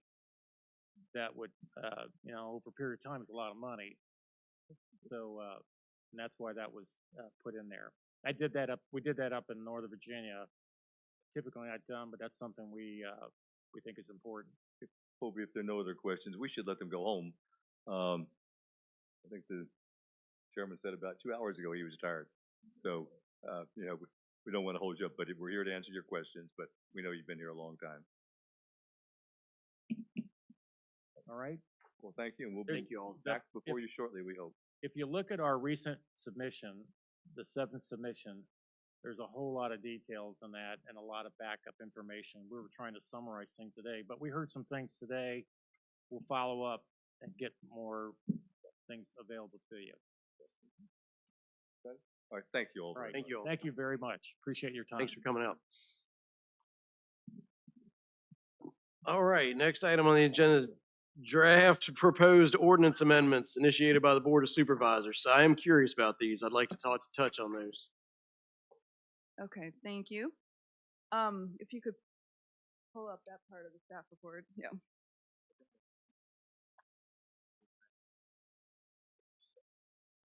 Okay, so it would be near the end. Sorry. Yep, there you go. I'm not Thank you. sure. Okay. I'm not sure what we're doing. So, okay, the first item under staff reports is this resolution that was passed by the Board of Supervisors at their November 4th meeting. It basically directed staff and the planning commission to discuss and draft 2 ordinance amendments that were kind of a hot button issue. The first amendment is to increase the minimum lot areas in the A1, A2, and A3 zoning districts, with the exception of leaving them as is, as they are now in the case of family subdivisions. So if you could go forward maybe a slide or two to get to the first page with the blue highlighting. Yeah, there we go. So right now, this is what we have in the ordinance for the, no, make it a little bigger. It's on page 329 of 337 in your packet if you're interested, for those keeping score at home. So right now, yeah, the minimum lot size for the A1 district is 10 acres, A2 is 2 acres, and A3 is 1 acre. So the board is proposing that they go from 50 acres, 20 acres, and 10 acres. That's the first ordinance amendment that they're interested in. Why?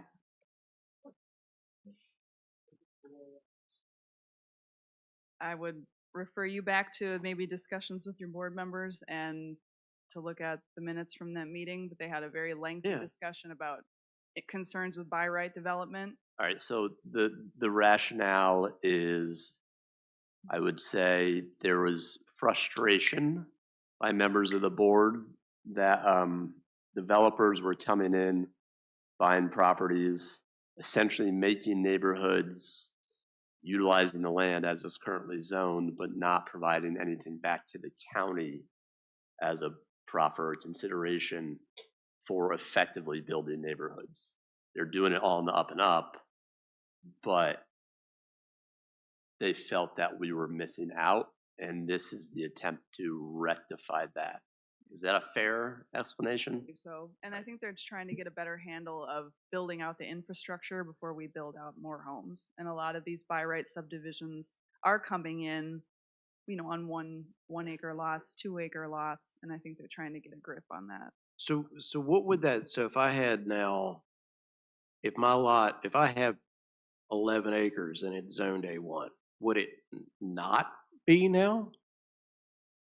No. Does this change, so it does doesn't not change, existing lots, okay, but it would change your ability to I subdivide got your it, lot. I got it, nope, I'm good, okay, Yep. yep, nope.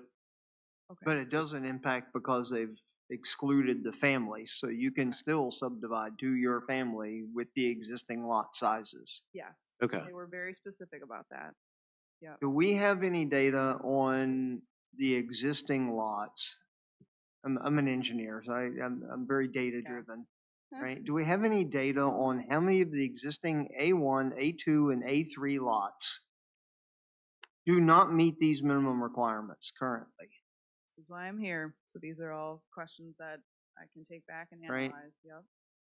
Because I don't have a good solid idea of how big of a problem this really is. How many 1 acre A3 lots do we really have in the county with homes on them? We have very little A3. I remember the number was between 84 and 86% of the county is agricultural of some sort, but it's mostly A1 and A2. Well, then that makes it even more interesting of, you know, how many people are in lots that are 1 acre lots in A1, or they're now claiming they want them to be 50-acre lots. I think the biggest issue in their mind has been the A2 to this point. I can see that. Okay, I picked both and they wanted like I'll take the data on all 3. Now, Virginia has statutes, I'm sure Counselor is aware about. Your right is established pretty much. You can claim a right if you thought about subdividing, if you had a surveyor out, if you can claim your right with really very little precedent. The second thing I would point out is we should just make all major all subdivisions by special exception. That would wipe this out. This would be allow us to accommodate Subdivisions over a certain size. yeah, some thresholds.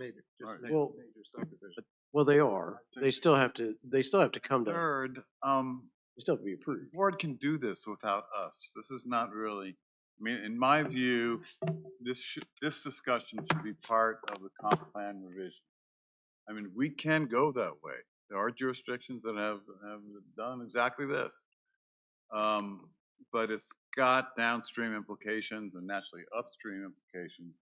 And for us to get where the board wants us to get to, I think it needs to be public and in the process. But I'd recommend to the board now, just revise the ordinances to make any subdivisions over X, some threshold, special exception. I will say I have concerns about this just because there are people that we're a rural county. People want to have chickens, bees, farm stands. We wrapped our home occupation into these zones. And so I need to know what the full effect of this change would be. I don't want to I mean, if I wanted to do something agricultural, you're now saying I can't do that unless I can afford at least 10 acres. And so I don't want to prohibit people from doing agricultural things. Or if most of our land is actually in the A2, you gotta get 20 acres. Yeah, it's 10 acres now, and if the problem is too many subdivisions, then let's address the subdivisions, not the lot size. Right. That's the difference. Yeah, I was gonna say, it's not gonna change the uses that are allowed in these districts at all as far as ag uses. It would basically just to control the new lot sizes via these subdivisions. I'm going to say we might have to go back and look at the ordinances because some of the home occupations had a minimum acreage. Yeah, density. they did. Right. Yeah, especially those involving vehicles. Yep. If she wants to.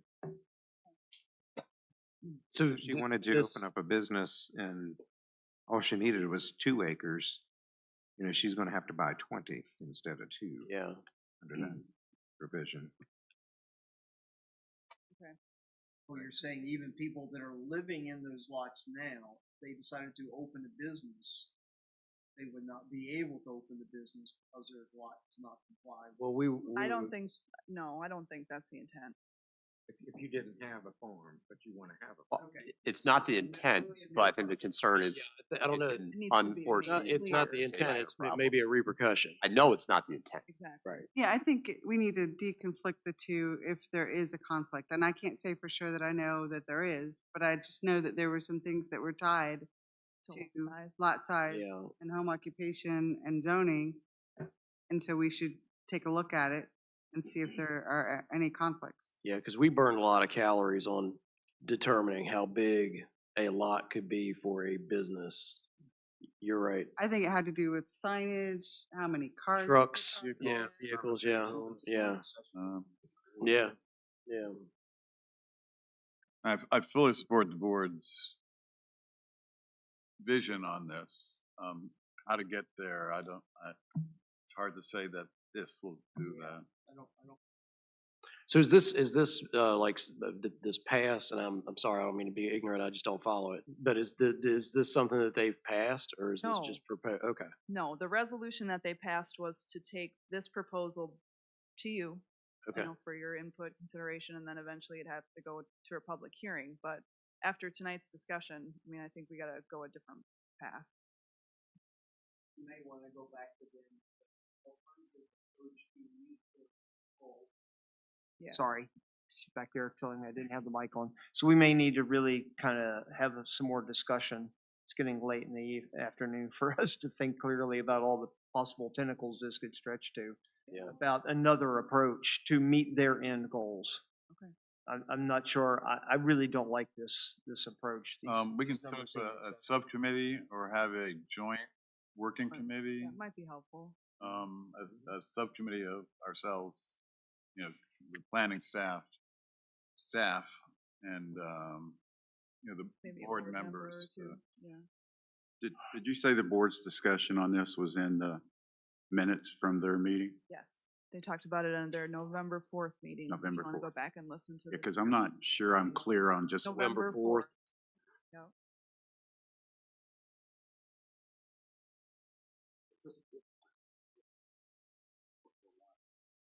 Yeah, yeah, yep, It's very true, yeah. yep. How many would become non-conforming? Yes. Okay. Um, okay, got it. So the next amendment, if you go down to the next page, please. This is this was the part about family subdivisions that wouldn't change. Keep going.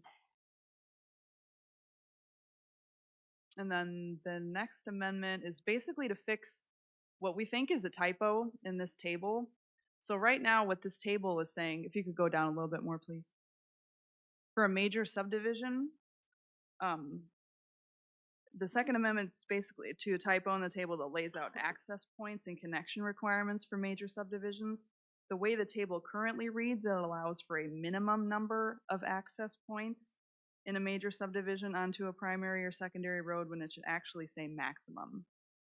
So right now, the way the table I is don't think written, you so. could have 35 driveways onto a primary road if it's actually a minimum requirement of 1.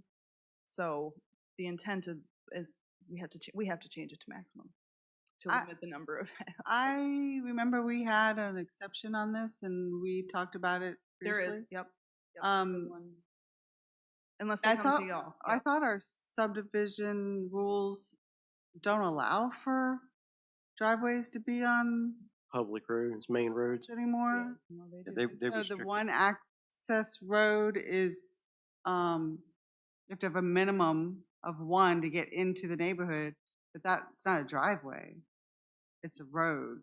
Right, it would be Right, for but- ingress and egress, and I think part of that was predicated on fire and rescue availability to get in and out of a subdivision. Yeah, because Ms. Flatley said, I believe there are prohibitions either VDOT or in the subdivision ordinance about individual driveways that come off of a main road. It's in our subdivision. Okay, ordinance. that's what I thought. No, that's definitely not a mistake. That's, Well, but I understand their confusion about this though, because, right, so what's the purpose of this table? It says you have to have a minimum of 1. Well, yeah, it's driveways versus roads. Yeah, I mean, so yeah, you gotta have 1 to get in, right? But you really need more than 1 because you need another. Are we gonna mandate that they have a minimum of 2 if you have a So, bigger lot? Let me, Yeah. I don't know if you guys Exactly. are familiar with Eden Road. I drive it all Oh, the yeah. time. You've got one end close to Doggan Road where you've got all the houses that have driveways on the road. That's the old way of doing Yep. things. If you go down to the new subdivisions, the number of houses in the subdivisions determines how many accesses they have to have out of that community onto Eden Road. Yep. Is that a good explanation? Hey, Angela. Yeah, we could, I think it just needs a little sprucing up. Yeah. Mr. Chairman, if I may, I Yeah, am sure. Angela Farugi. I'm Hey, a Angela. consultant. Hello. How you been? Doing well. How about you? Fantastic. Yeah, things are going great. It's like the old days. We're going to be here Yeah. till 1 a.m. Yeah. I honestly think there needs to be 2 tables. I think there is massive confusion. What we're seeing is developers coming in. I know what provision you're talking about that used to say that you couldn't have in a major subdivision, you couldn't have driveways come out onto existing state roads. I have scoured the subdivision ordinance. Now, I'm not perfect. I may have missed it. I do not see that provision there anymore after this update. So what developers are now asking to do is come in with a major subdivision that has 30-some lots, and the minor says they can only have a maximum number of access points, but the major no longer says that. So to Kelly's point, if you have 2,000 feet of road frontage, they could have 30 new driveways coming out onto a major roadway, and there's nothing we could do about it. Okay, well, if that got somehow usurped in the last update, then that definitely I needs to think be. somehow it did. Again, I would, yeah, Okay. I wouldn't swear to it, but I have not been able to locate it in the new ordinance. Could staff generate some recommended wording to address this is it? This was your recommended? I think what they're saying is then, yeah. Well, then maybe we need to adjust the So numbers. then you have the minimum number of access connections on the second tier down to adjoining lots, parcels, and subdivisions. but do we have another, I guess, on the right-hand side, additional access points that may be required by the planning commission? I feel like what I'm hearing is we have concerns if you had a 200 lot subdivision, you would want to make sure that we had at least 3 entrances. And if we scrap that to say maximum number of access points, they could have a 300 lot subdivision on 1 entrance. And that's the concern that I'm hearing. Right, correct, That makes sense. correct. Right.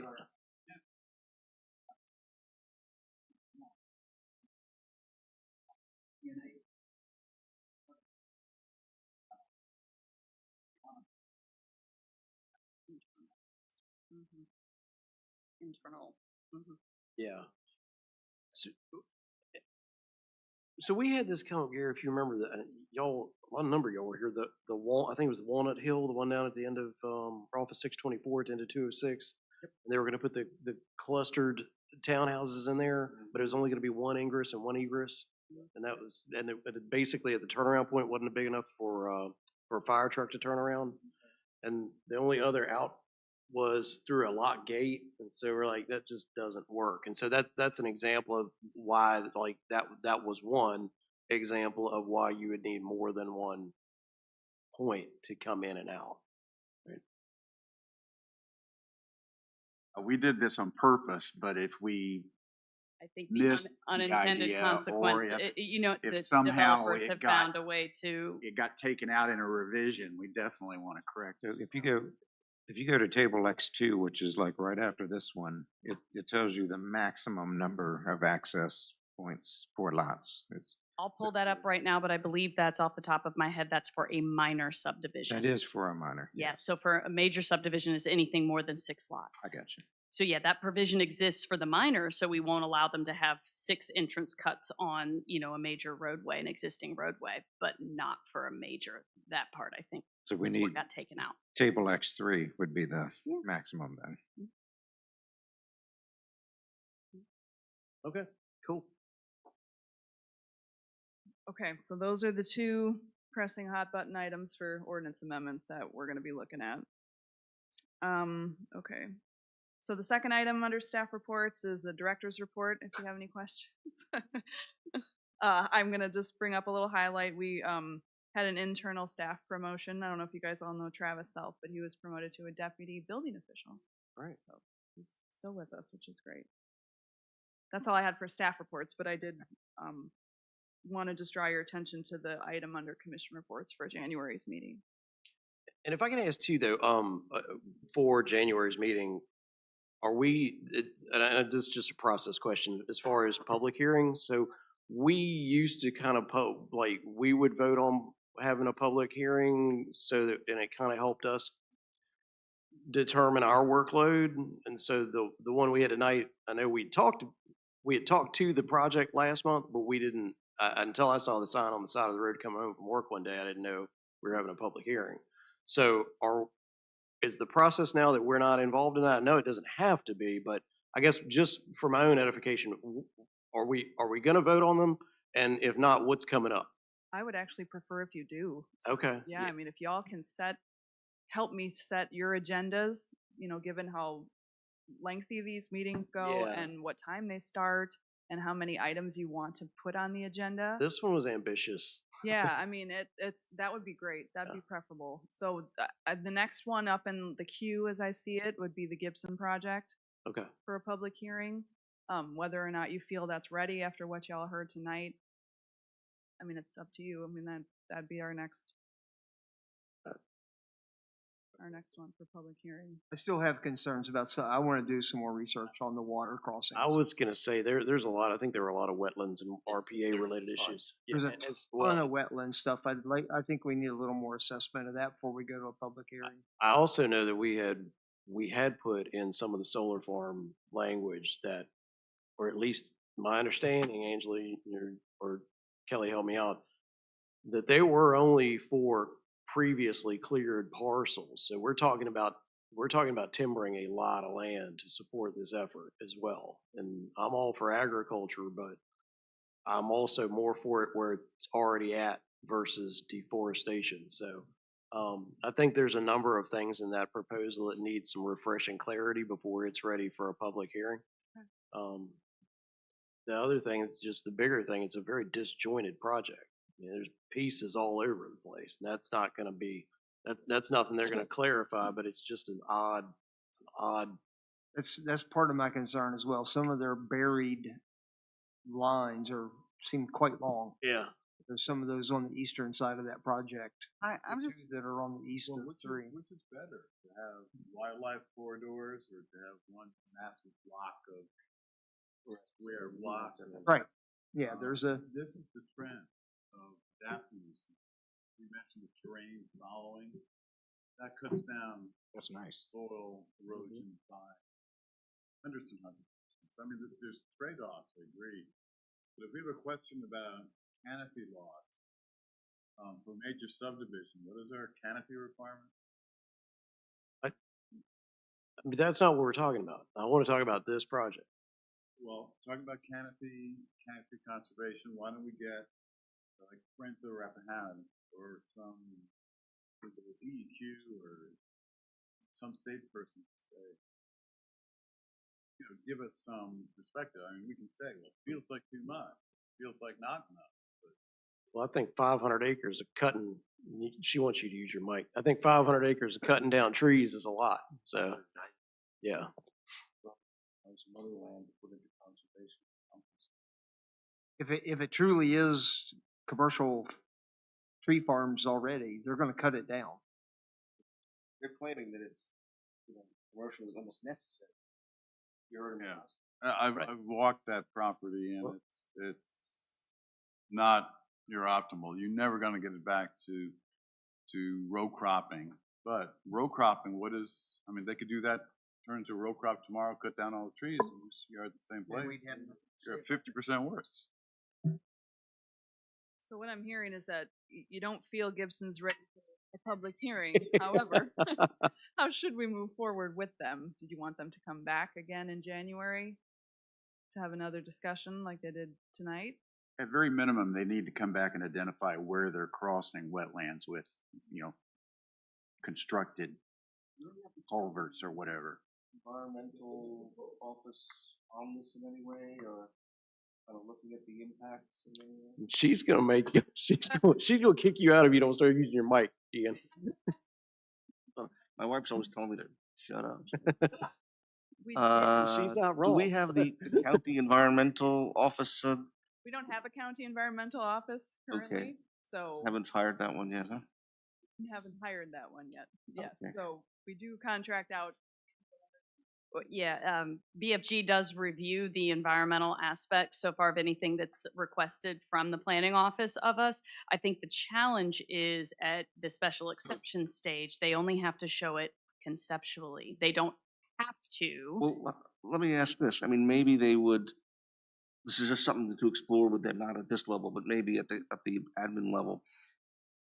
Maybe maybe they'd be willing to pay for a third party to come in and do some level of review. I'm not sure what, but some level of review to assuage the concerns, right?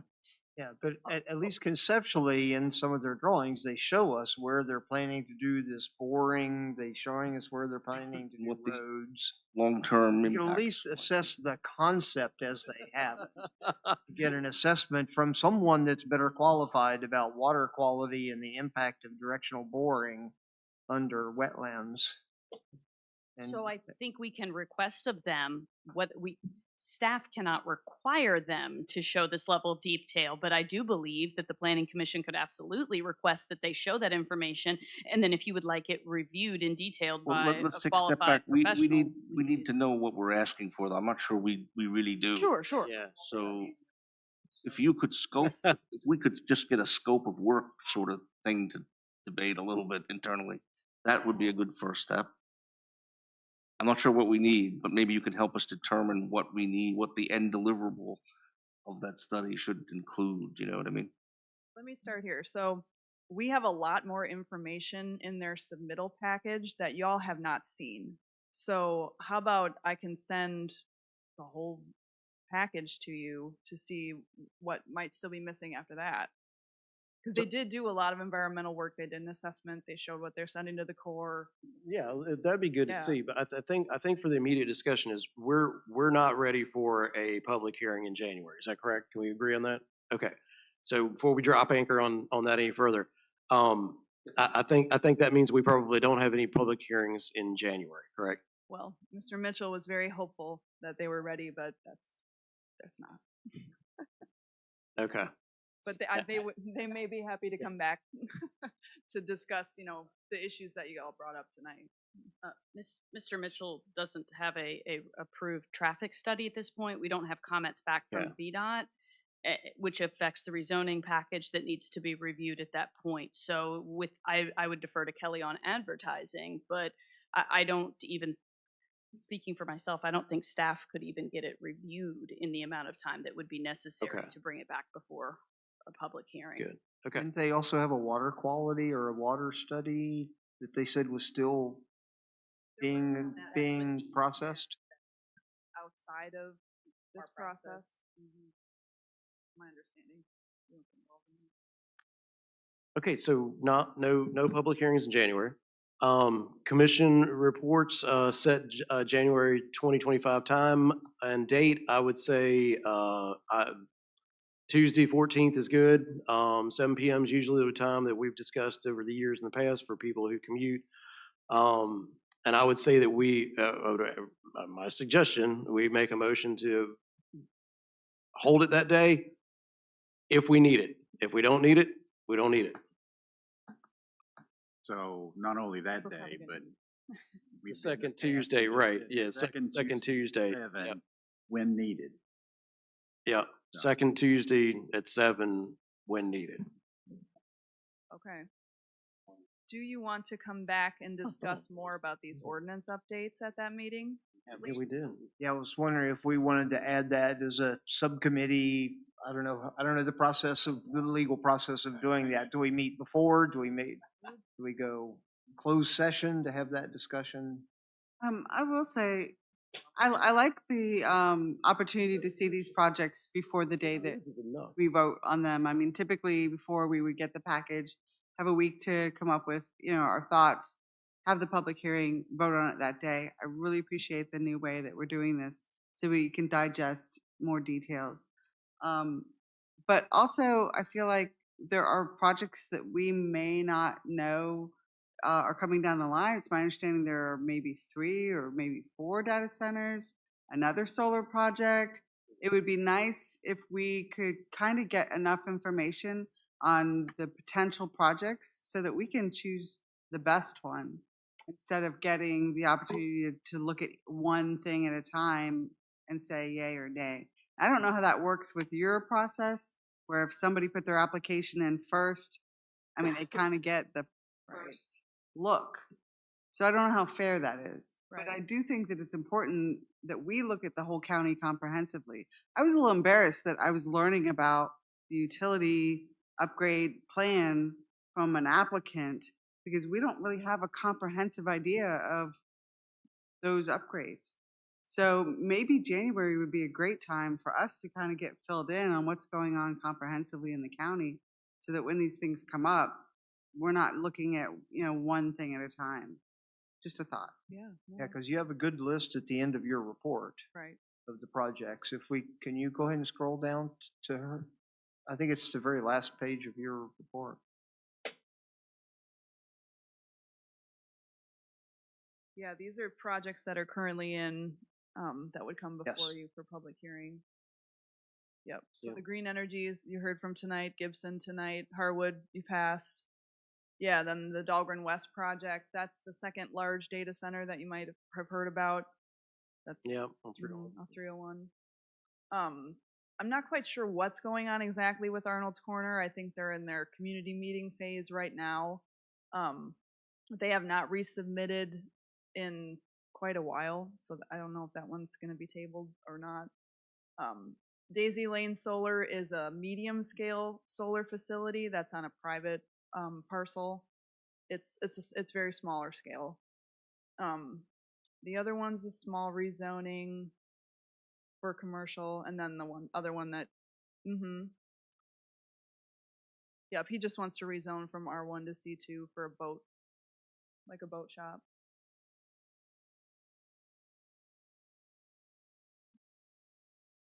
And then Caledon is that other medium scale solar that we were talking about tonight. But yeah, the way it works, they come in for review, and then we have 60 days by law to review them, and then we go back and forth with the applicant until their submittal is ready for public hearing. So that's where we are in a lot of these. Okay. But those are the big ones. The big ones. Yeah, I like the fact that you're taking the 60 days or whatever you're taking to review. But I would sort of like, well, at least I think this is the way we've done it in the past, is that after you review it, they come in and they present it to us, and then we vote on having a public hearing. Yeah, that's great. All right. Yeah. That's the way we've done it, right? Yep. Yeah.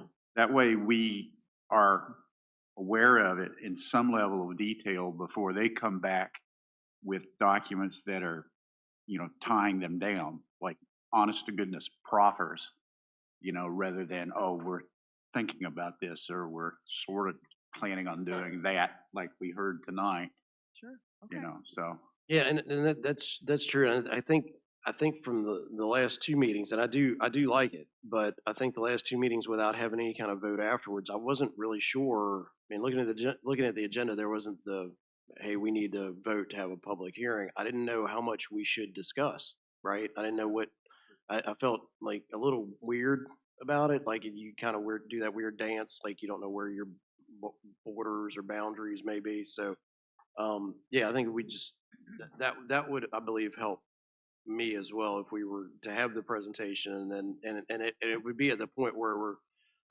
at least near a period of time for a public hearing, and that could be 2 months out. I mean, it could be at the discretion of the applicant, right? Like, Yeah. but that would be. So okay. So once staff's comfortable with the review process, bring it before you for Right. presentation, and then y'all decide if you think it's ready. Yeah, we don't need to hear the machinations between your office and the Yeah. applicant about Sure. this, that, maybe, all that. Once you work that out, then let us hear it, and we go from there. No, that's great. This is really helpful, you guys. I appreciate it. For your question about how to Yeah. deal with the ordinance referral, I recommend, and we can vote if we have to, that we invite the Board of Supervisors to set up a joint working group, either committee or subcommittee, to develop the ordinance revisions. These two that we're talking about now? Is that what you're talking about? The ones they put to us. The lot size and the entrance. Mr. Chair, Yeah, I don't want to get in the habit of. Yes, sir. just a couple points of order.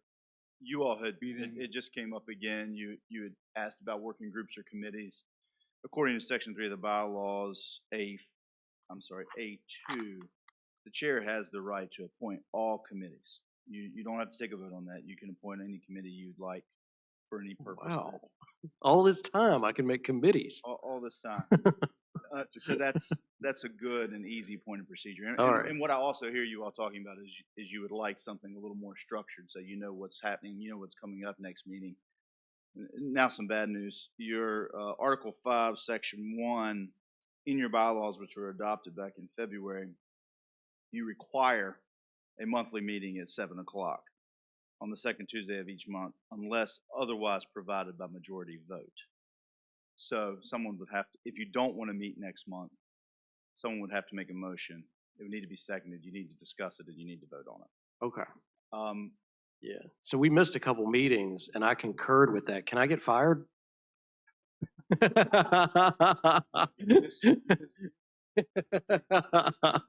Talk to the board. And the only other requirement is that you shall meet at least every 2 months. Okay. There's plenty, I got plenty of strikes against me if y'all want to fire me, so. Okay. Okay, I think we're good. All right, so are we, One more question, which is a legal question, so don't shut that folder yet. hopefully it's not multiple. So we have two or not, two data center projects on there. We're reviewing one now, and then we all know what has transpired before. So let's assume the county only wants or data centers in the county. Are we allowed to review all of them, like kind of in succession, and almost force them to bid against each other for the right to be here? Because right now they're just taking a guess at proffers, right? But if we have 3 people all bidding to be the same thing in more or less the same spot, it would be to our benefit to let them compete against one another for the right to be here. No, I think, without having anything to refer to, my advice would be you need to be careful about pitting projects against each other in any way, shape, or form, and you should consider each project on its merits. Whatever thoughts may be in the back of your head while you're considering each of those projects are certainly yours to keep. But I would consider each project on its merits. And this is attorney-client privilege, right? Not at this point, no. Yeah, we're still being televised and I would recorded. say that once the planning commission takes action on an application, then a legal clock starts. So we have to be careful for that too. No, he's just doing something else. No. Yes. Okay, are we ready to move on? All right. Hold on, did we need to make? Did we decide, are we going to meet in January? Do we have business to discuss in Well, January? I was gonna say, at do this we point? need to meet? I mean, I think I agree with Ms. Flatley that it would be probably pretty nice if it were in the art of the possible to put together some sort of more comprehensive overview of goings on in the county. That would be nice. If you tell me that there's too much going on and you can't pull that together in a month, I'm gonna live and sleep fine too. Sure. So, I think that we should meet if I do, because I'd hate to not to get out of the rhythm. I mean, I think that these people that came here tonight are going to want to report back to you on the questions that you asked them tonight. At least, I mean, and we you can need to put some discuss time limits on them. I know. We can discuss the ordinance. I mean, I'll take what y'all said back to the board and see what they say about that. Yeah, and I think it would be good for us to get a summary, just a high-level summary of all of these projects that are in your list there.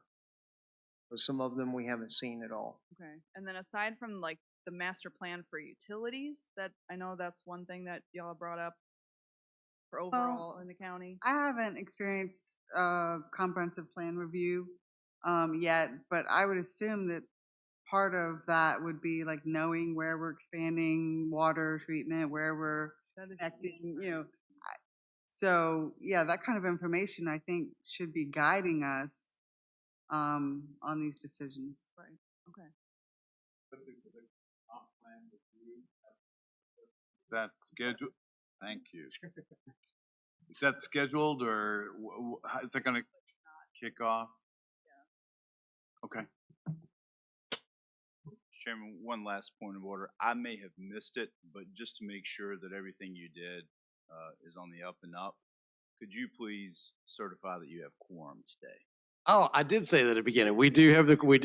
I may have missed it. Yeah, I know I did a lot of other things wrong today, but and that will be reflected in my performance appraisal. All right. So okay, we can meet in January. So I think let's vote on the date. 14 January. I'm going to make a motion. 14 January. Me. Can I get a second? Second. All in favor? The entire board voted for it. Everyone here. Other business, there is none. That brings to adjournment. Can I get a motion to adjourn? Motion to adjourn. Second.